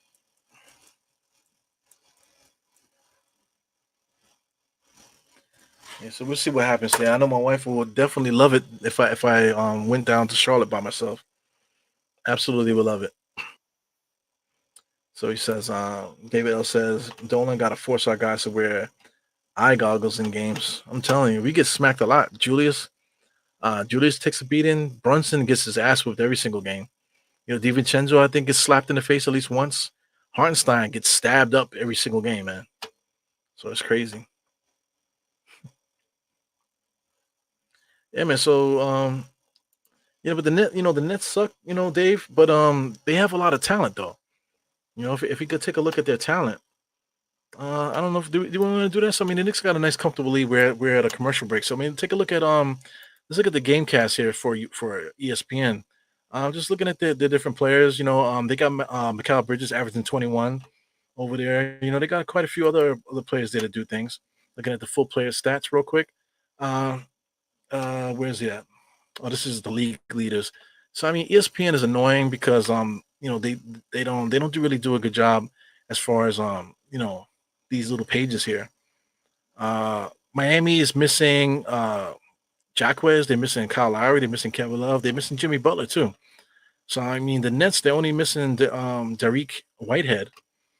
So that's the full injury report there. So I mean, they're missing some key players. So I mean, the writing is on the wall for the Miami Heat to actually possibly lose this game because they are in Brooklyn, if I'm not mistaken. So they are in Brooklyn. Are they? Let me see. I think they are in Brooklyn. So if they are in Brooklyn, then it's gonna be a good game for them. Definitely playing in Brooklyn today at the Barclays Center. So Miami Heat got a chance to lose, man. Brooklyn got a chance to win. So we'll see what happens with that. Waiting for the Knicks to come back. They're about to come back right now. But that's one game there. So I mean, we could take a look at the Cavaliers. Like I said, Cavaliers, they haven't been playing their best ball. But that's for another time there. So here comes Orlando, top of the key. They got Fultz there getting all the way to the basket, double pumped in there. So Fultz hasn't been doing a good job getting anybody involved. He's just been just going for him today. So 74 to 67. Orlando cutting the lead a little bit. Julius bring the ball here, gives it over to Deuce. Deuce is standing there. Like, when is he going to take the Julius screen? I don't understand. So he took Julius screen and just stood there. So just a bad basketball play. So somehow Deuce ends up wide open and blows a layup. So I mean, just Deuce does not know how to use the screener. That was like the most stupidest play I've ever seen. So anyway, Cole Anthony's dribbling.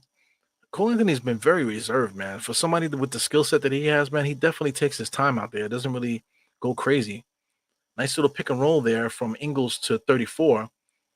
So that's Wendell Carter Jr. there, and it ends up with Jonathan Isaacs turning the ball over. So Wendell Carter Jr. made a nice cut, was not able to finish there. So they laugh out of that. So I don't know what's happening here. Just not to scare the shit out of myself. I think that was the ESPN advertisements scaring the hell out of me here. Let's say, oh, there goes Brunson on the sidelines. Very smooth, very bland dresser. Doesn't really, you know, go too crazy with it. Decent dresser. He probably dresses the way I would dress. I don't like to be too flamboyant unless I'm wearing my Knicks stuff. Yeah, definitely low scoring game, 74 to 67. So I mean, both teams should be able to hit 100. Well, the Knicks should, at least the winner of this game should be able to get 100.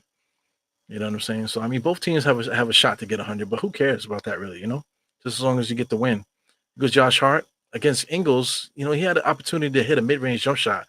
He decided to ram himself into Ingles' chest and then fade away.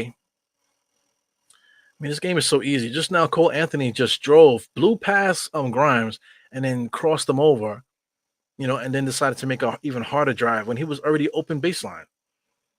So I mean, excuse me, I'm not a professional basketball player, but I know he was open. I know both players were open before, they decided to make the shot that they took. Bam smashing Claxton.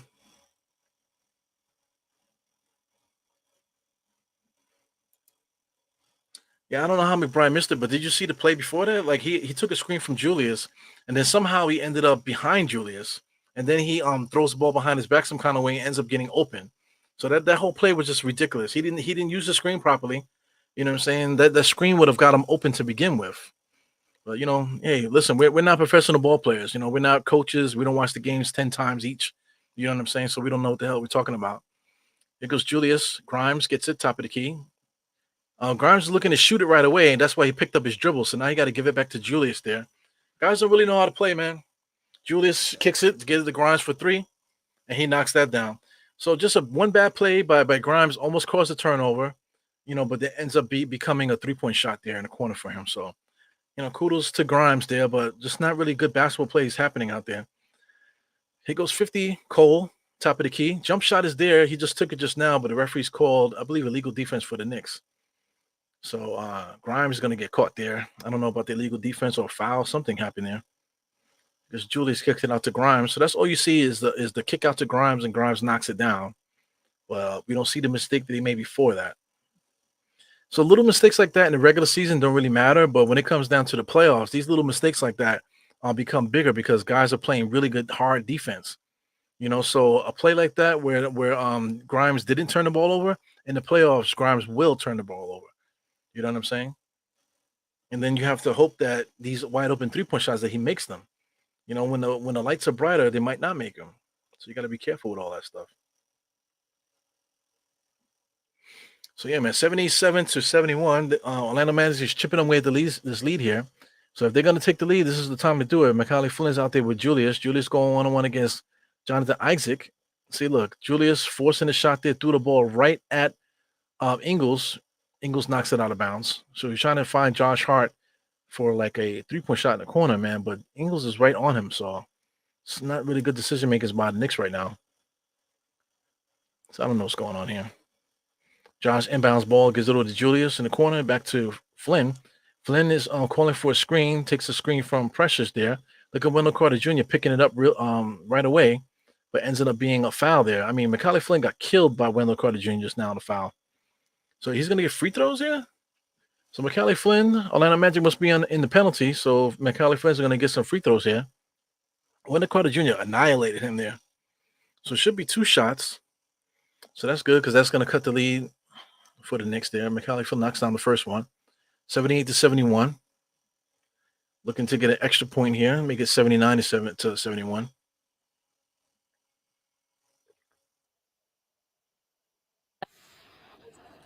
So, I mean, I'm hearing all kind of advertisements.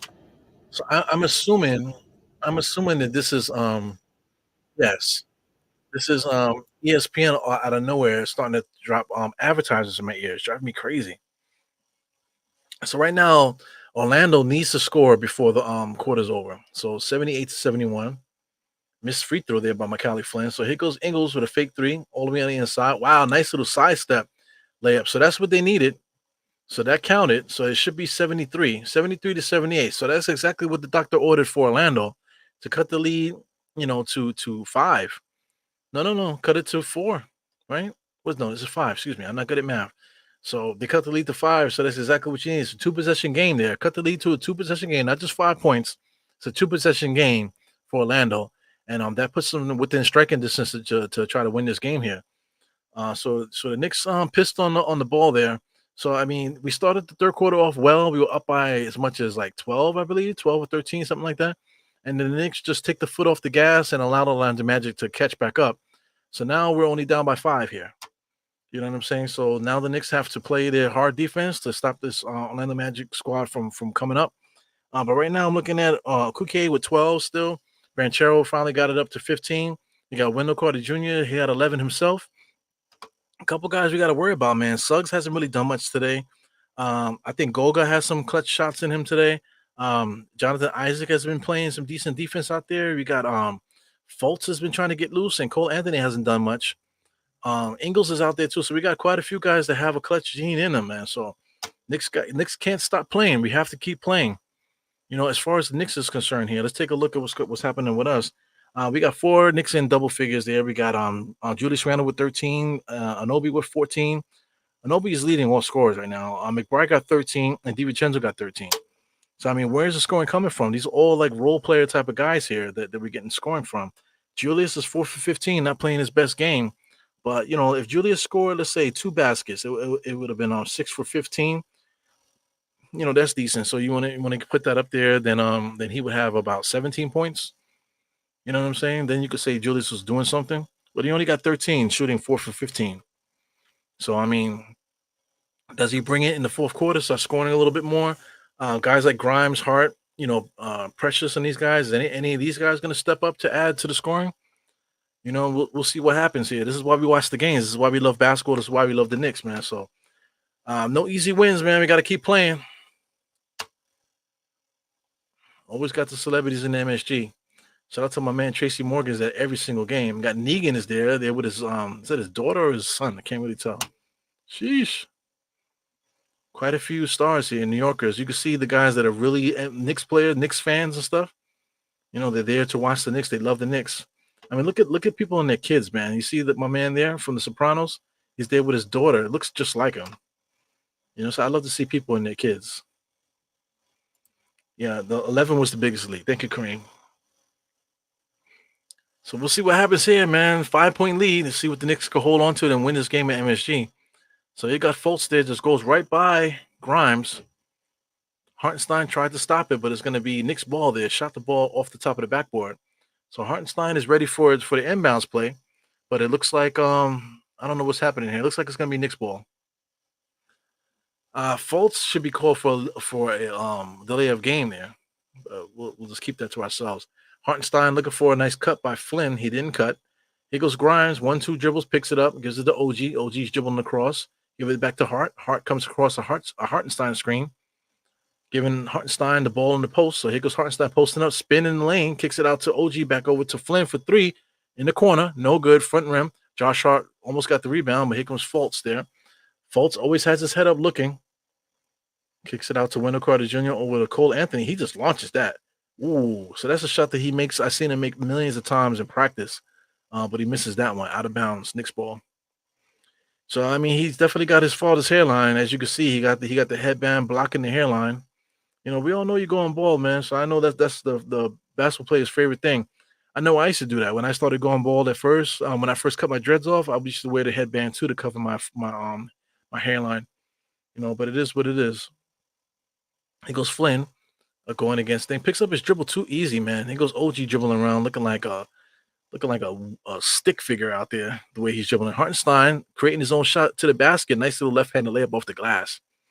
So good heads up play there by Hartenstein, understanding that nothing was happening, knew he could take his man, and he does. So that's something that Mitch Robinson can't do, man. Mitch Robinson has not been able to do that. Hartenstein does it every game. Hartenstein on the inside wasn't paying attention, trying to stay with Wendell Carter Jr., but a layup there by Orlando. Knicks is still up by 5. Knicks has to start manufacturing some baskets here, making some stops. Hartenstein getting a little too cute now.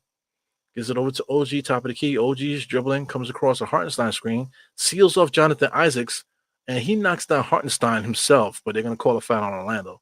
So that legit was OG knocking down Hartenstein just now. But look at this move there. Hartenstein taking the defense by surprise. Their spin move, able to make a nice little left-handed layup. Look at Flynn playing decent defense there, sealed off there.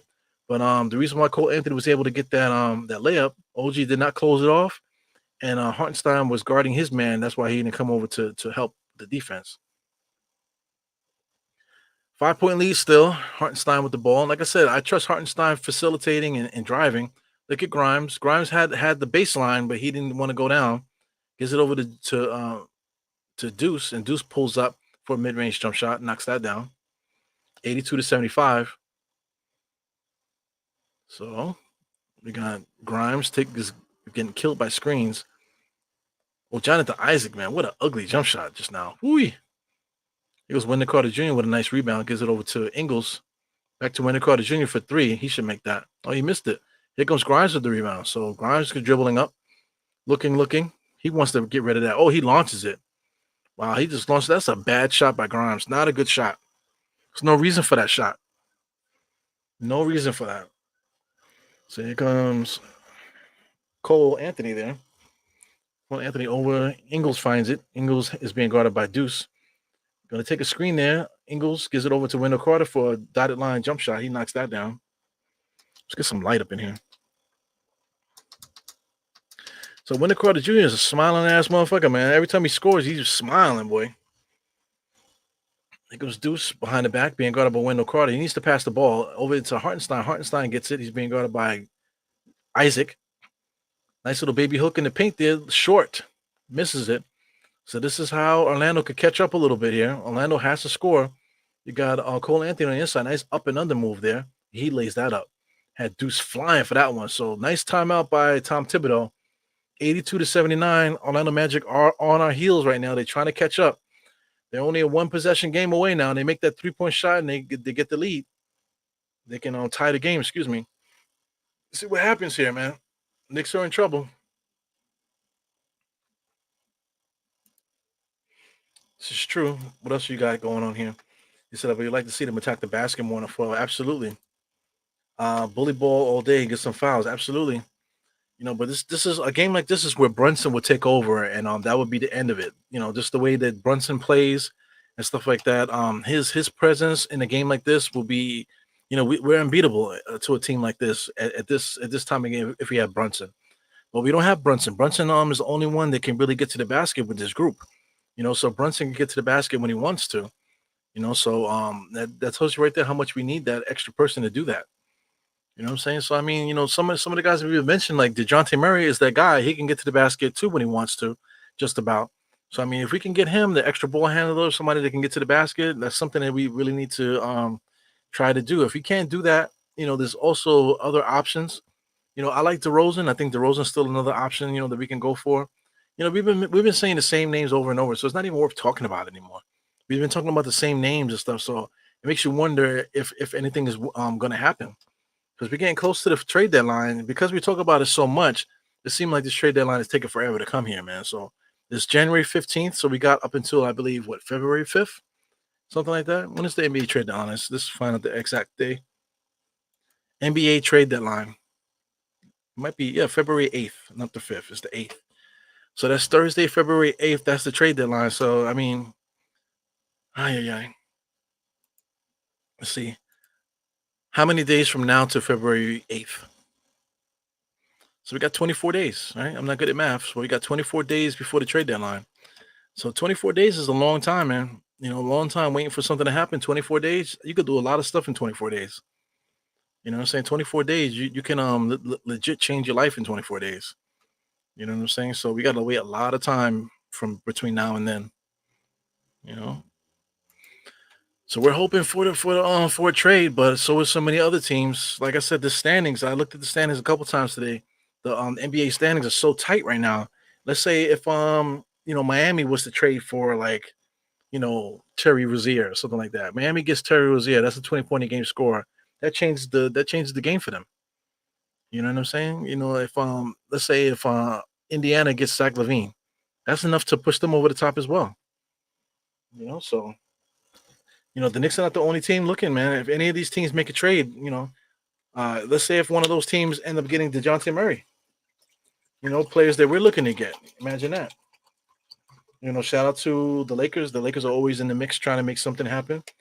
So those guys, that team can actually take away some players there. So anybody wondering if I'm ever going to drink a bottle of water, here it goes. I'm about to drink it now. So Ingles with a 3-point shot wide open off the front of the rim. Josh Hart with the rebound. He gets the ball stripped out of his hands by Cole Anthony, but then out of bounds there, but it's end up going to be Orlando Magic ball. So a good rebound by Josh Hart, but even better defense there by Cole Anthony. Snatched that ball out of his hands. Sheesh. 85-79, 8 minutes and 17 seconds left in this game.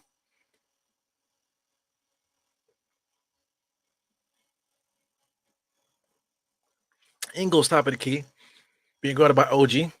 Man, Deuce just dove on the ball on the pass and was able to get a steal.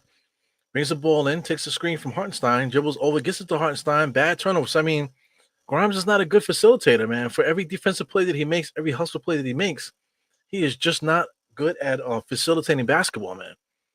He cannot pass. He cannot create his own jump shot, man. He can't create his own offense, excuse me.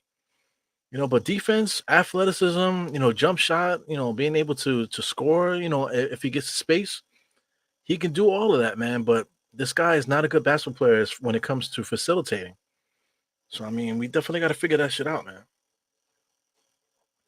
Once again, for anybody that's new to the pod, please hit the subscribe button. If you're on Facebook or YouTube, hit the subscribe button. At least like the pod. That would be nice, That if you don't want to give monetarily as far as super chats and that type of thing, if you don't want to buy any merch or anything like that, to get back to the podcast simply by hitting that thumbs up button, it helps out a lot, man. Absolutely helps out a lot. It goes Deuce given. I mean, he threw it to Julius and Jonathan Isaac almost stole it. Corner 3-point shot by OG knocks it down. Professional shooter. So the league gets back up to 88-81. Orlando Magic is looking to do something. I see the coach asking the guys to get up the court quick, man. So it goes Jonathan Isaacs here, top of the key, going one-on-one a little bit. Gives it over to Suggs, but they call a travel. So they called a travel on Suggs. I didn't really see what happened there. So it goes OG replay there, corner 3. His corner 3 rotation is like elite, man. He's like definitely one of the best corner 3-point shooters in the entire league. So it's just what the doctor ordered, just what the Knicks ordered.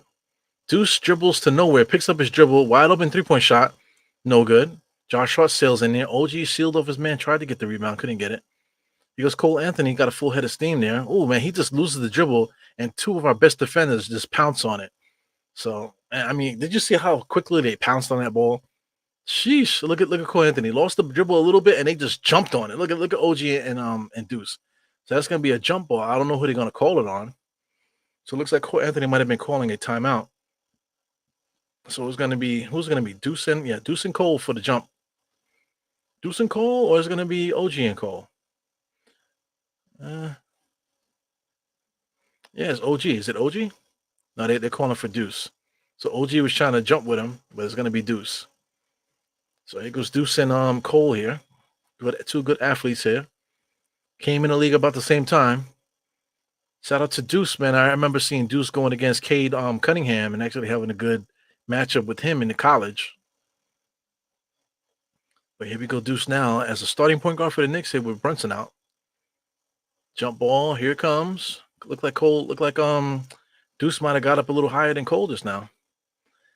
So here goes Julius. Julius at top of the key there, dribbling. Julius is back in the game. He goes all the way to the basket against Goga. Underneath the basket, finds Josh Hart. Josh Hart drives right, drives left, turns right, shot to nowhere. Orlando Magic rebound. My God. Cole Anthony, left hand side. Nobody's guarding him. Julius is guarding him now. Josh Hart is up tight on Goga. So I mean, Cole Anthony doesn't realize that Julius is on him. Double crossover on him, pull up mid range, knocks that down. I'm wondering what was going to take him long enough to make that shot. So here comes Deuce. Deuce gets it. He's gonna walk the dog. I hate that. Walking the dog. I mean, they need to change the rules for that, man. I know sometimes it can help out a little bit, but every team does it now. So Deuce comes around a Hartenstein screen over to Josh Hart. Back to Deuce. Oh yeah, yeah. What are we doing? Deuce is just driving. Same thing. Can't create his own shot. Tries to get it over to OG. Julius has it now. 6 seconds left. On driving on Isaacs. Wow, a spin, double clutch, air ball, shot clock violation. But Goga gets the rebound. Cole Anthony bringing the ball up the court. Full head of steam against OG. Trying to create, and he does. So Knicks got to call a timeout, and they do. So the Orlando Magic cut the lead to 4 now. So the Knicks extended that lead a little bit, but Orlando Magic came pressing right up against our ass. Pause if you need it to bring this to a two-possession game again. So I mean, no, I mean 85 to 88. That's actually one possession game. So Knicks keep fooling around with this team, man. 5 minutes and 46 seconds. We are technically in crunch time right now. Crunch 5 minutes and 46 seconds is enough time to go on 2 runs. You know, it's enough time to go on a nice long run to kill the game, or a nice 2 runs to kill the game. Knicks don't want to be on the negative side on either one of those. So trading baskets, Knicks are gonna have to do that. Trade baskets, make a couple stops to increase the lead. But one large run by any team, especially Orlando, the Knicks or Orlando, either one of these guys go on a nice little run, it's gonna not gonna be good for them. So I mean, my man Kev Rodriguez hanging out with me today on YouTube. Yeah, I'll give it to him. Let's take a look. Let's take a look at what he's been doing. He got 18 points tonight, so I can't really say nothing. 18 points for Deuce. He has 1 assist, 2 rebounds. He only has 1 turnover. He just turned the ball over just now. So I mean, there's been quite a few times where maybe somebody else got hit for the turnover, but it was his fault. You know what I'm saying? Or maybe they didn't call a turnover; they just called a steal. And I don't know if it counted as a turnover. But McBride doesn't make good decisions with the ball, but he can score. That's undeniable now, man. 18 points in back-to-back games now. You know what I'm saying? I think he had 19 in the last game. So 18 today. So I mean, as a starter, he's contributing scoring wise. So he's doing more than he was supposed to. So shout out to Deuce. But we definitely still need a shot creator. Deuce can put the ball in the basket as he does. He's showing he could do it. But create his own shot, he cannot do that. So we need to get somebody in here to create their own shot now.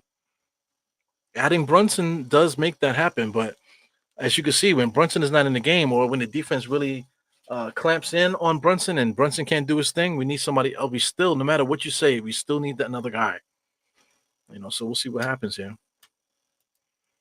Yeah, so I think everybody feels like you, Kev, man. A lot of people starting to think that they don't think that we're gonna get DeJounte Murray.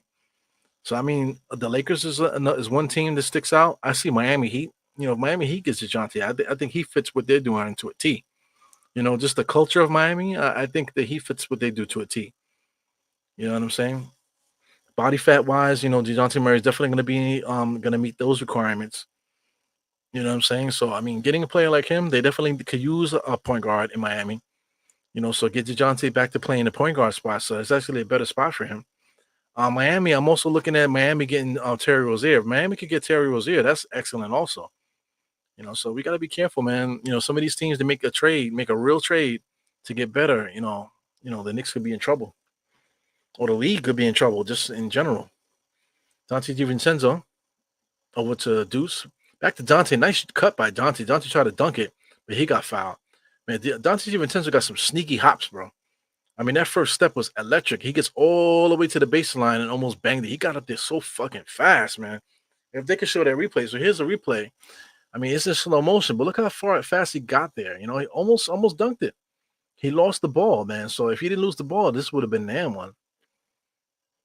So DeJounte, not DeJounte, Dante just missed the first one. So he has 13 points, man. 5 for 10, 2 for 3, 2 for 6 from three.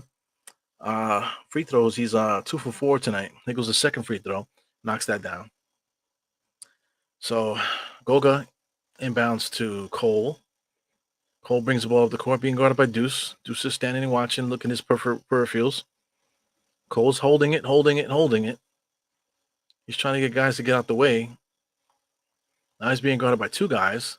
Finds his way to the baseline, kicks it out to Branchero. Back to Suggs. Good defense by the Knicks. Hartenstein's not guarding anybody.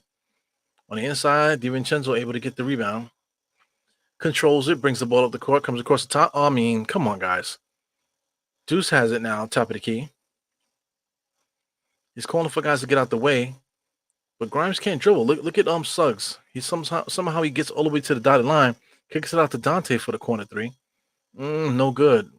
Got Branchero with the rebound. So Branchero gets the rebound. Now he's going to get his own post presence and all that, similar to what Julius does. Branchero dribbling around the perimeter, kicks it back out to Suggs, over to Cole Anthony. Cole Anthony took 2 steps and then dribbled.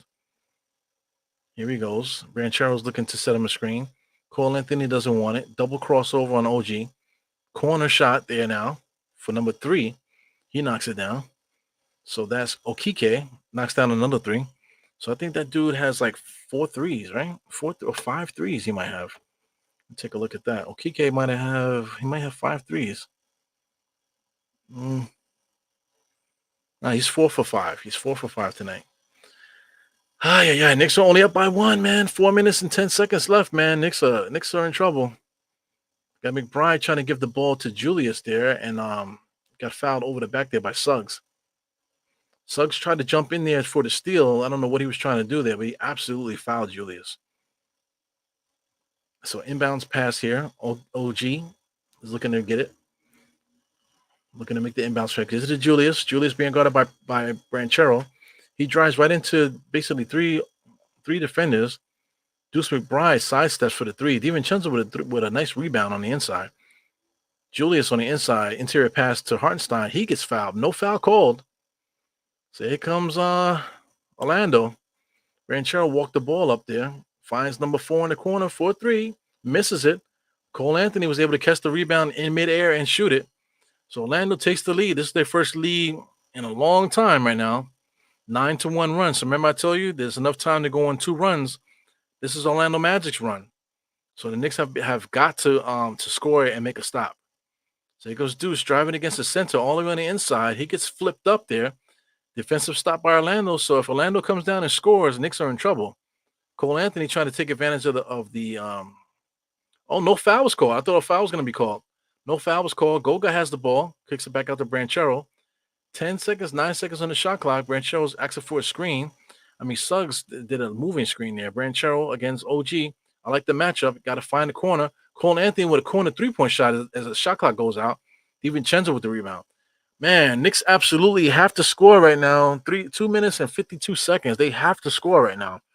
So we got DiVincenzo takes a screen from Hartenstein back up to Julius there. So I don't know what Julius is doing, trying to take a screen from the point guard. So he's being triple teamed. Suggs is guarding. Suggs just strips the ball from him there. So the referees absolutely gave Julius a present. Good defense by Suggs to slip the ball out of there, but they're going to call a foul. So Julius is going to get 2 free throws. So this is absolutely a gift, a garden gift here by the referees.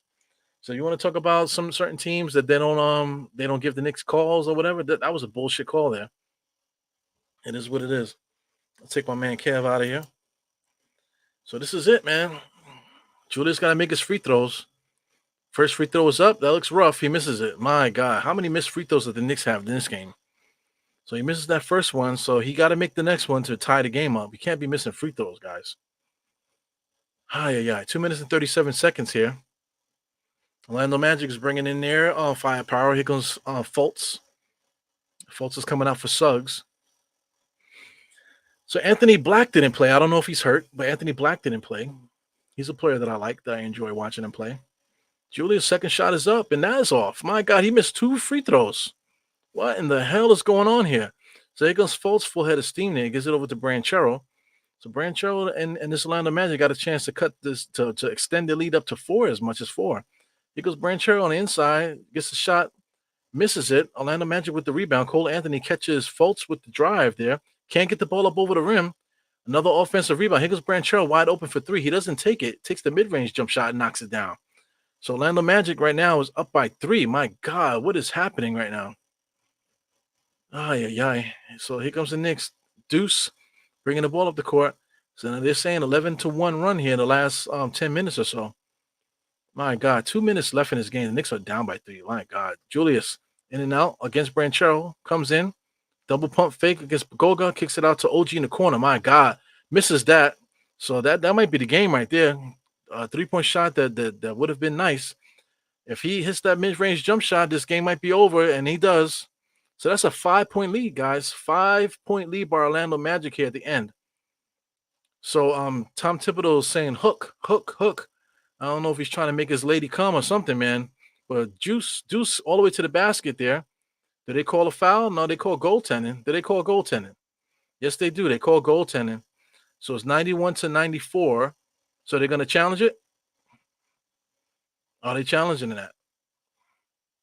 So it looks like the Orlando Magic might be challenging that. But it should be an N one because he looked like he got fouled there. Goaltending and a foul. So the referees are going to call here. So, I mean, Cole Anthony, it might not be a foul. Definitely goaltending, though. So, I mean, we can't have good things, man. Because, I mean, walking into this game, like I said, that Dallas game, they didn't play with Luka, so that we should have won that when we lost.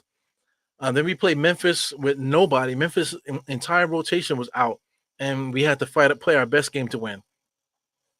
Now we're playing against Orlando, who's missing some of their key players, and we're in danger of losing this game. We're down by three. Down by three here when we shouldn't be. Ay, ay, ay. So they're reviewing it now. So it's definitely going to be goaltending. So I don't know if they got caught. Let me see. So 2 points for Deuce McBride, who for the second goaltending has been confirmed. All right, so it's goaltending. So they really did challenge that. I think goaltending was absolutely no brainer. So why would they have to review that? But if they ask to review it, then it is what it is, man. But I mean, this is crazy, man. The Knicks don't have. Yeah, man, this is true. We don't have a floor general, man. No floor general. Brunson is not there, and you can see how bad we miss him. Like I said, Deuce is playing well scoring wise, but we don't have nobody that could facilitate, guys. Nobody that can ball handle, nobody that can get to the rim. So the goaltending is good now. So is Orlando Magic going to bring the ball in bounds here underneath the basket? So we got Cole Anthony underneath the basket wearing some Skittles looking sneakers there. Branchero has it. So Branchero's being guarded by OG. So, I mean, OG's been guarding him most of the game. Hasn't really been doing the best job defending him. But Branchero's there. Got DiVincenzo guarding Fultz now. Fultz has been very aggressive. Inside pass there to Goga, man. Good game. But foul there by Hartenstein. Good defense there. Goga did a good job of pump faking. Watch how he gets the ball. Pump fakes, gets the ball low there to make sure that the contact is made. And Hartenstein got to do the best that he can to prevent the bucket. So now Goga has to make a free throw. He has to make 2 free throws. So, I mean, the Knicks are down by 3 right now.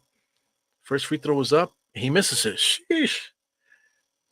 So we miss free throws and they're missing free throws now. Goga missed one. Goga got a gnarly scratch on his eye there. So if he can miss this free throw here, this will be good for the Knicks. But Knicks got to get the rebound. Sheesh. So here we go. Goga up with the second one. That looked a little off too, but he knocks that down. Julius is inbounding. Knicks are down by 2. 2-possession game here. Deuce is bringing the ball up the court.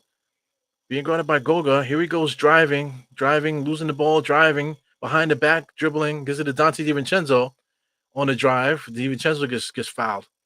But this guy, Grimes, so Deuce is yelling at, Dante's yelling at Deuce. Deuce cannot create his own jump shot. He cannot create it off the dribble at all.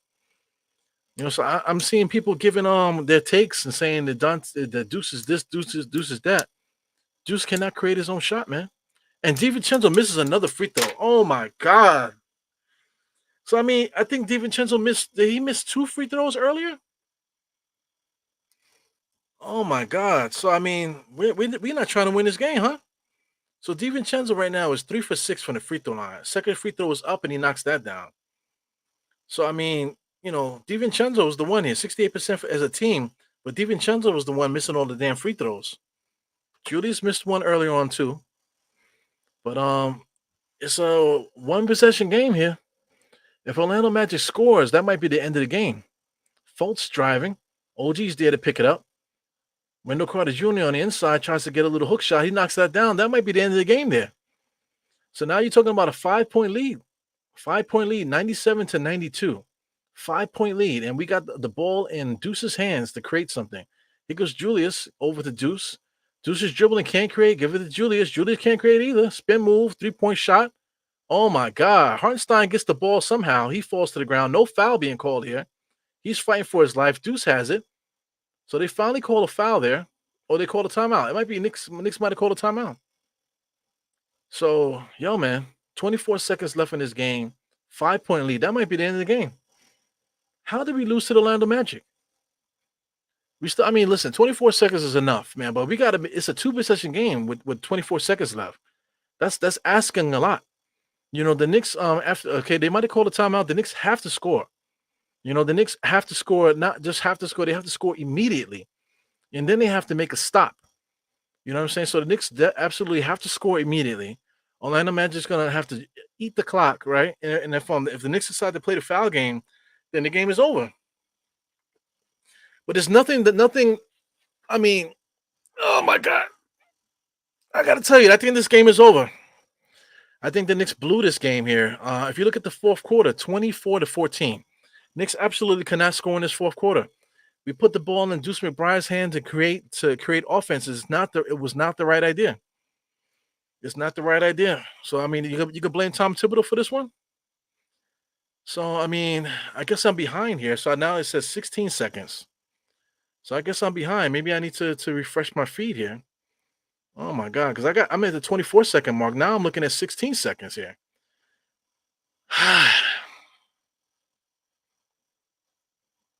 So now I'm looking at 16.2 seconds here. So I'm catching up a little bit. 18 seconds. So Orlando Magic gets the inbounds here. So looks like Deuce might have fouled Branchero, did he? Man, 16.2 seconds now on the clock. Looks like Deuce fouled Branchero. So Branchero is going to make his free throws. So now it's a 4-point lead. Still 2 possession. If he scores again to make it a 5, we have to get a 3. A 3 has to be in the equation. 2 threes, actually, with 16 seconds left. Yeah. Branchero makes the first free throw. I see that on my clock. So it looks like he's going to miss one. He makes one. Looks like he might miss one. And the Knicks are going to get the rebound and possibly timeout. Oh, my God. So let's see what happens here. And that's the game. That's the fucking game. Oh, my God. The Knicks lost to Orlando Magic on MLK Day. So, I mean, I'm not even going to watch this shit. So, Branchero misses the second free throw. Hartenstein gets it. Julius Randle pushes the ball up the court. He gets fouled, loses the ball, kicks it out to Deuce again, just launches the 3-point shot, misses it. Hartenstein with the rebound. Branchero gets it back. The referees are not calling anything. DiVincenzo gets another shot up, and that's the end of the fucking game. Wow. So listen, man, 2 games. That Dallas game we should have won, and this Orlando Magic game we should have won. That's it right there. So I'm pissed. I'm pissed. So I mean, who do we blame? You always got to blame somebody, right? Missed free throws here, but you could blame missed free throws. But you're only talking about DiVincenzo with 3 for 6 today. Flynn missed 2 free throws early on, but you're talking about down the stretch. DiVincenzo missed 3 free throws. I mean, get the fuck out of here, ESPN. So I mean, so you're talking about missed free throws. I'm pissed, man. Not being able to facilitate the offense. This guy, Randall did not have a good game. But do we blame Randall or do we blame just our ability to manufacture points? We cannot create without Brunson, and that's a shame. So Brunson has to play injured in order for us to win regular season games here against an Orlando Magic team that wasn't playing with their basically their best player. Franz Wagner is their engine, and they won this game without their engine. You know what I'm saying? A lot of guys came back from injury. You want to talk about Wendell Carter Jr. just came back from injury. Wendell Carter has 17 points off the bench. You want to talk about Cole Anthony at 15, which is kind of normal for him. Fultz came off the bench with 7 assists, 5 rebounds, 6 points. If he played his regular minutes, he would have had a triple double.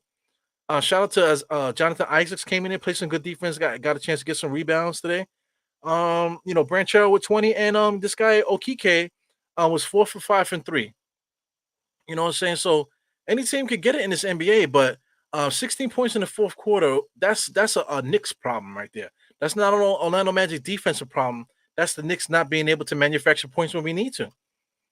So OG has 17. You could tip your hat to him. Only 2 rebounds for him. He didn't really play necessarily good defense today. But he played okay, 17 points. McBride, scoring wise, he did his job scoring 20 points. But down the stretch, man, we needed some good point guard play. We needed to be able to protect the ball. We need to be able to move the ball. We needed to be able to find a way to get buckets. We just could not. And that's the game. That's the game right there. So box score lovers, they're going to see McBride with 20. Oh, my God, McBride at 20. My God. And we almost beat Orlando Magic. Look at that. Nah, man, that's a different game I'm looking at. The Knicks not being able to score, not being able to score as a team here at the end. That's what caused our demise here. So we lost this damn game. Unbelievable. I cannot believe it. So now I'm extra salty now. I'm extra salty that we lost against the Dallas team. And now we lost against Orlando. 2 very, very bad losses for the Knicks right now at this point in time. Like I'm trying to tell you, standing-wise. So that kills the whole standings. Right, so now the Knicks losing now, it doesn't fucking matter now. So now the Knicks might even get pushed further south now with this loss. Because now this makes us this gets us, is this up to date? Let me refresh this. I mean, so right now the Knicks are 23 and 16. Is that the correct thing? I'm not exactly sure now. So I don't think that's right. So I mean, this is going to be updated soon. So this is going to be 17, huh? 23 and 17. So now the Knicks are going to get pushed further down. So now Orlando Magic is on 22 and 18 right now. So I mean, the Knicks are going to be stuck right here in the 7th spot for a while now. Cavaliers. If the Cavaliers win, if the Heat win, if the Pacers win, then we're going to be pushed further down now. So I mean, just blame it on the Knicks. The Knicks deserve that. Losing against this team right now, we absolutely deserve everything that we get that comes along with it. Because right now, like I said, I was talking about it. If we won and if the other teams lost, we would have been sole place of the fourth place. But now we lose against Orlando in a bullshit ass loss. Now we're going to be stuck in the 7th spot. You know what I'm saying? So, I don't know, man. It's very frustrating being a Knicks fan. But we want to win so bad. We want the respect. I think for me, I want the respect so bad. I want the league to start respecting this team. But when we lose against Dallas without Luka, and then when we lose to Orlando that doesn't have Franz Wagner on the team, when we do stuff like that, and even though we didn't have Brunson, I get it. We didn't have Brunson, so we could say, man, if we had Brunson, we might have won. I get it. You know what I'm saying? But we had Brunson when we played against Dallas. You know what I'm saying? So, only thing I could say, man, is look ahead. So let's look at the Knicks schedule. We had a homestand. So far, we lost that first game in a homestand. Now we play the Rockets. Rockets are not going to be an easy team to play. So we possibly can get another loss there. Playing the way that we're playing right now, if Brunson doesn't play, we might be looking at another loss here with the Rockets. The Wizards are looking to get revenge against us too, so that's not going to be a hard game. That's not going to be an easy game. Then, like I said, this is the Super Bowl of Knicks games. The Knicks versus the Raptors is basically the fucking Super Bowl. So this is going to be a tough ass game here. I don't know if Brunson's trying to get his legs strong enough for when he plays the Raptors. You know what I'm saying? To make sure he's fresh. But that's the fucking Super Bowl. And then if we lose to them and then against the Nets, who the Nets always a rivalry game no matter what, they're going to want to get revenge against us. So we got four games here where I was before this game started, I had the confidence we might be able to sweep it. Now there's a possibility we could lose all 4 games based off of the way that we've been playing. Not being able to manufacture our own offense, you know what I'm saying? Going through cold spells, those type of things. We could possibly be looking at a losing streak coming up, guys. So I mean that sucks. I definitely don't want that. But to stay positive, on to the next one, Wednesday. Today is a Monday. We'll be off tomorrow, and then we play again Wednesday against the Rockets, back to back against the Wizards, which is tough in the Garden, and then like I said, get your rest. 7:30, January 20th. All hell's gonna break loose in the Garden with the Knicks welcoming back RJ and IQ. So I mean, what are we gonna do here, guys? It's never a dull day in being a Knicks fan. But the Knicks lost today, man. This shit sucks. 98-94 at home on MLK Day here. I am so glad I didn't waste money because I thought about buying tickets for this game. You know what I'm saying? But I would have wasted money having the Knicks lose against Orlando like this. I would have been so pissed. I don't need my kids to see me like that. You know what I'm saying? But it is what it is, man. We lost this guy. I cannot believe it, man. So I mean, shout out to all your favorite post game shows. If you're gonna go on Spaces on Twitter, if you're gonna go on Facebook, because I know Facebook has a couple people that go live on for post games. Of course, Sim with nothing but Knicks. That's my guy. If you're gonna go enjoy his post game show, quite a few other people that do post game shows too. So I mean, get out there and support good Knicks content, man. We lost this guy. I cannot believe it, man. I can't believe it. I know I see the chat scrolling in the corner of my eye here, but what a game, man! What a freaking bullshit game here. It's so bad. We got my Filipino people chatting in the chat here. Whatever you say here, man. Hey, I agree. Unbelievable. We lost this game. How the hell did we lose this game? What a disappointment. Oh my God. Embarrassing. Bad loss. Now I got to go out there and deal with my kids with their homework and stuff. So it goes Clark Javier. He says, stop crying already. We don't have Brunson playing today. Yeah, man, but they didn't have Franz Wagner playing either. So, I'm not crying. We lost this game. We shouldn't have lost this game.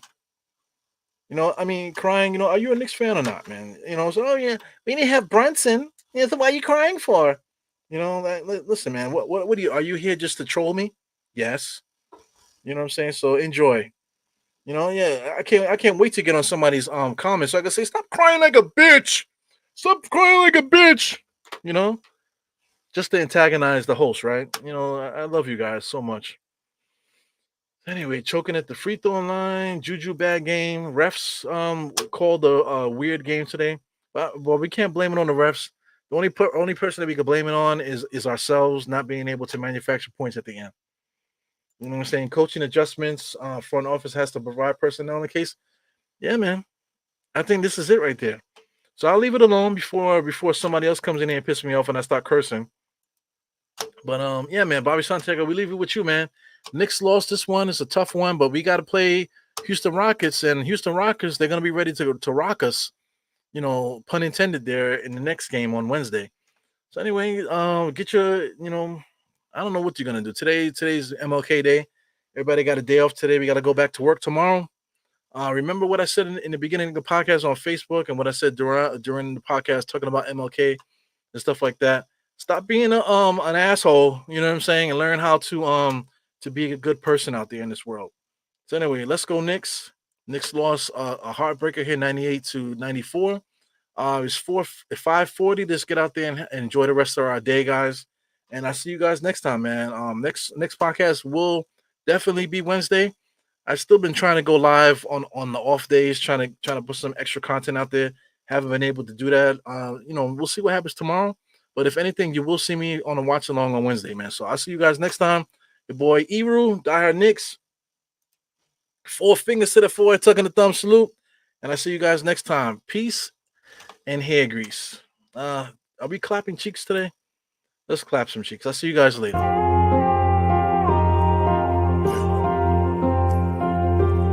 Eru, I see you. Die hard. Trap. We gonna do this one the right way. We in here forever. Yeah. Die hard. Homie, die hard. You can check the swag, he the realest by far. Swimming in that blue and orange, he the lifeguard. Yeah, he been through pain, at least he got some nice scars. He can smell a trophy, yeah, you need it back to back. Represent himself, his own name is on his back. 10 toes down, try to stop him, he come back. Bandwagon hoppers, he will not knock you off your tracks. You ain't saying nothing, Nero been here from the start. He been working in the lab to take his team and make it art. See him going over film to help him build and make him smart. He will tell you how he feels because he's real and he got heart. He will never fade away, he will never change his face. Everybody picking faves and he's feeling out of place, cause he is for the team and he always rep the squad. Like that Christmas movie, he gon' always die hard. City on my back. They ask me what's my name and it is on my back. I'm just speaking facts. We got big dreams, we ain't looking back. We be really die hard, yeah, that's a fact. We be really die hard, ain't no going back. Make the whole crowd rise like a thermostat. Fourth quarter, I'm the killer that's gon' murder.